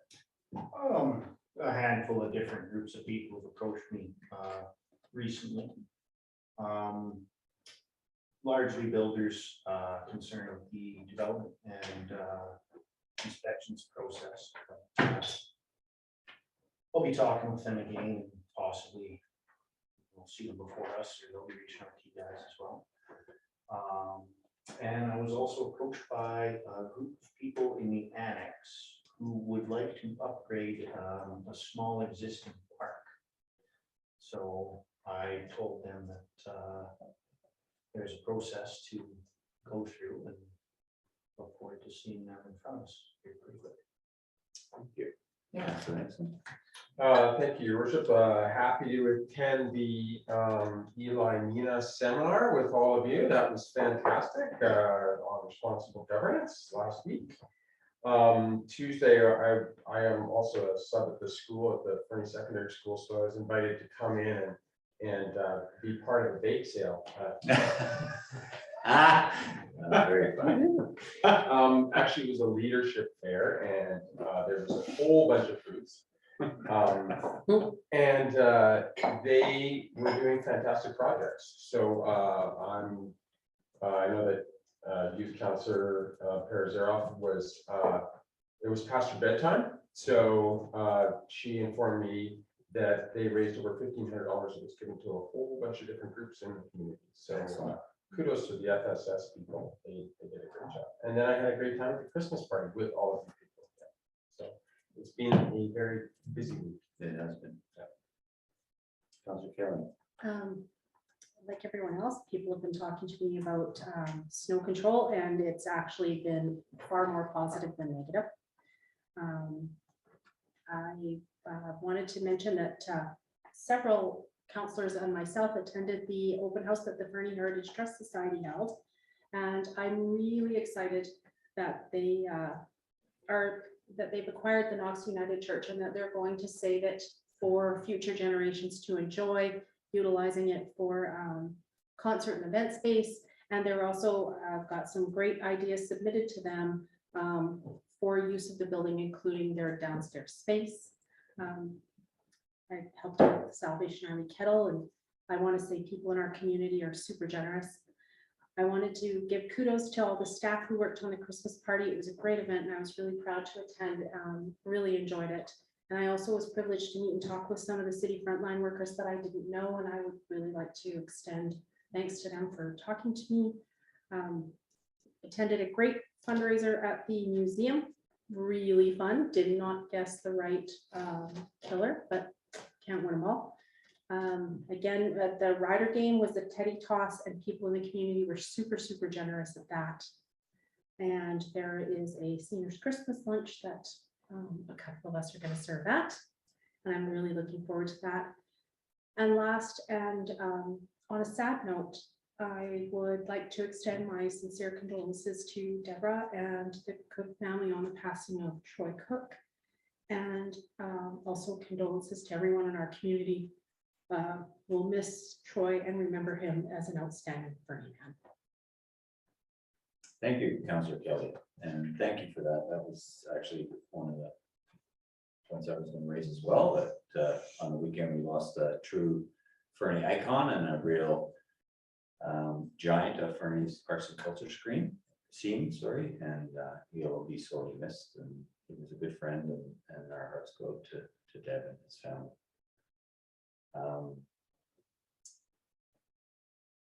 Next, it's a great honor to announce that the 2022 recipient for the George S. Magic Spiritus Award is a very well-deserving Dr. Ron Clark. We've invited Dr. Clark, his friends and family to a ceremony December 19th following our committee at the whole meeting at the Senior Center, 6 o'clock that evening. Like Councillor Nixon, I too enjoyed although I arrived late, I enjoyed the Christmas party, and props to Dougie Mitchell for the best photobomb ever. I thought that was genius. Was at RDK and the Kootenai East Regional Hospital Board last week. Won't go into much detail there. Attended the Salvation Army Christmas party on Friday night. My wife's a volunteer, and I was really enjoyed the event. Very family sort of oriented. They do a lot in the community, and particularly this time of year, serving some of the most vulnerable people in our community.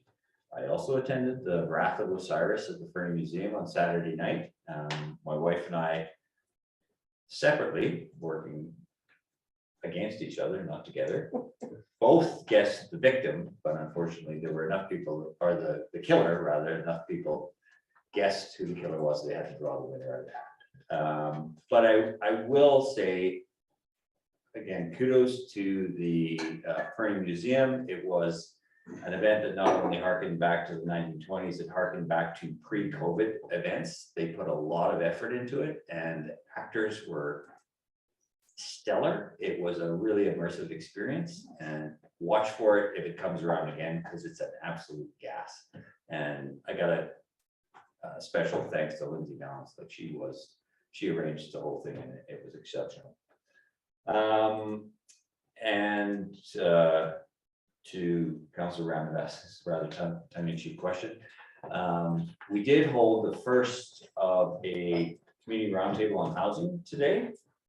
We had an excellent response. We had a full room at the Senior Center with representation from our biggest regional employers, and I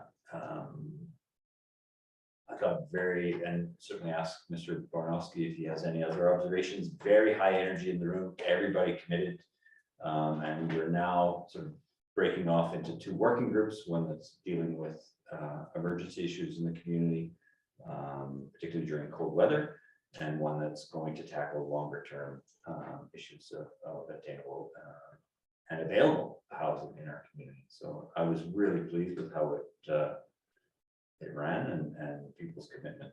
People were really, we could have gone another hour, cut it off at 4. So I was grateful for all the participants, and a big thank you to Kerry Wall from Interior Health, who facilitated the day. It was an afternoon well spent. So that's it for me. I don't think we have any in-camera items. Business is complete. They'll call this meeting adjourned. Thank you. And thank you, everybody online. I appreciate your support and participation.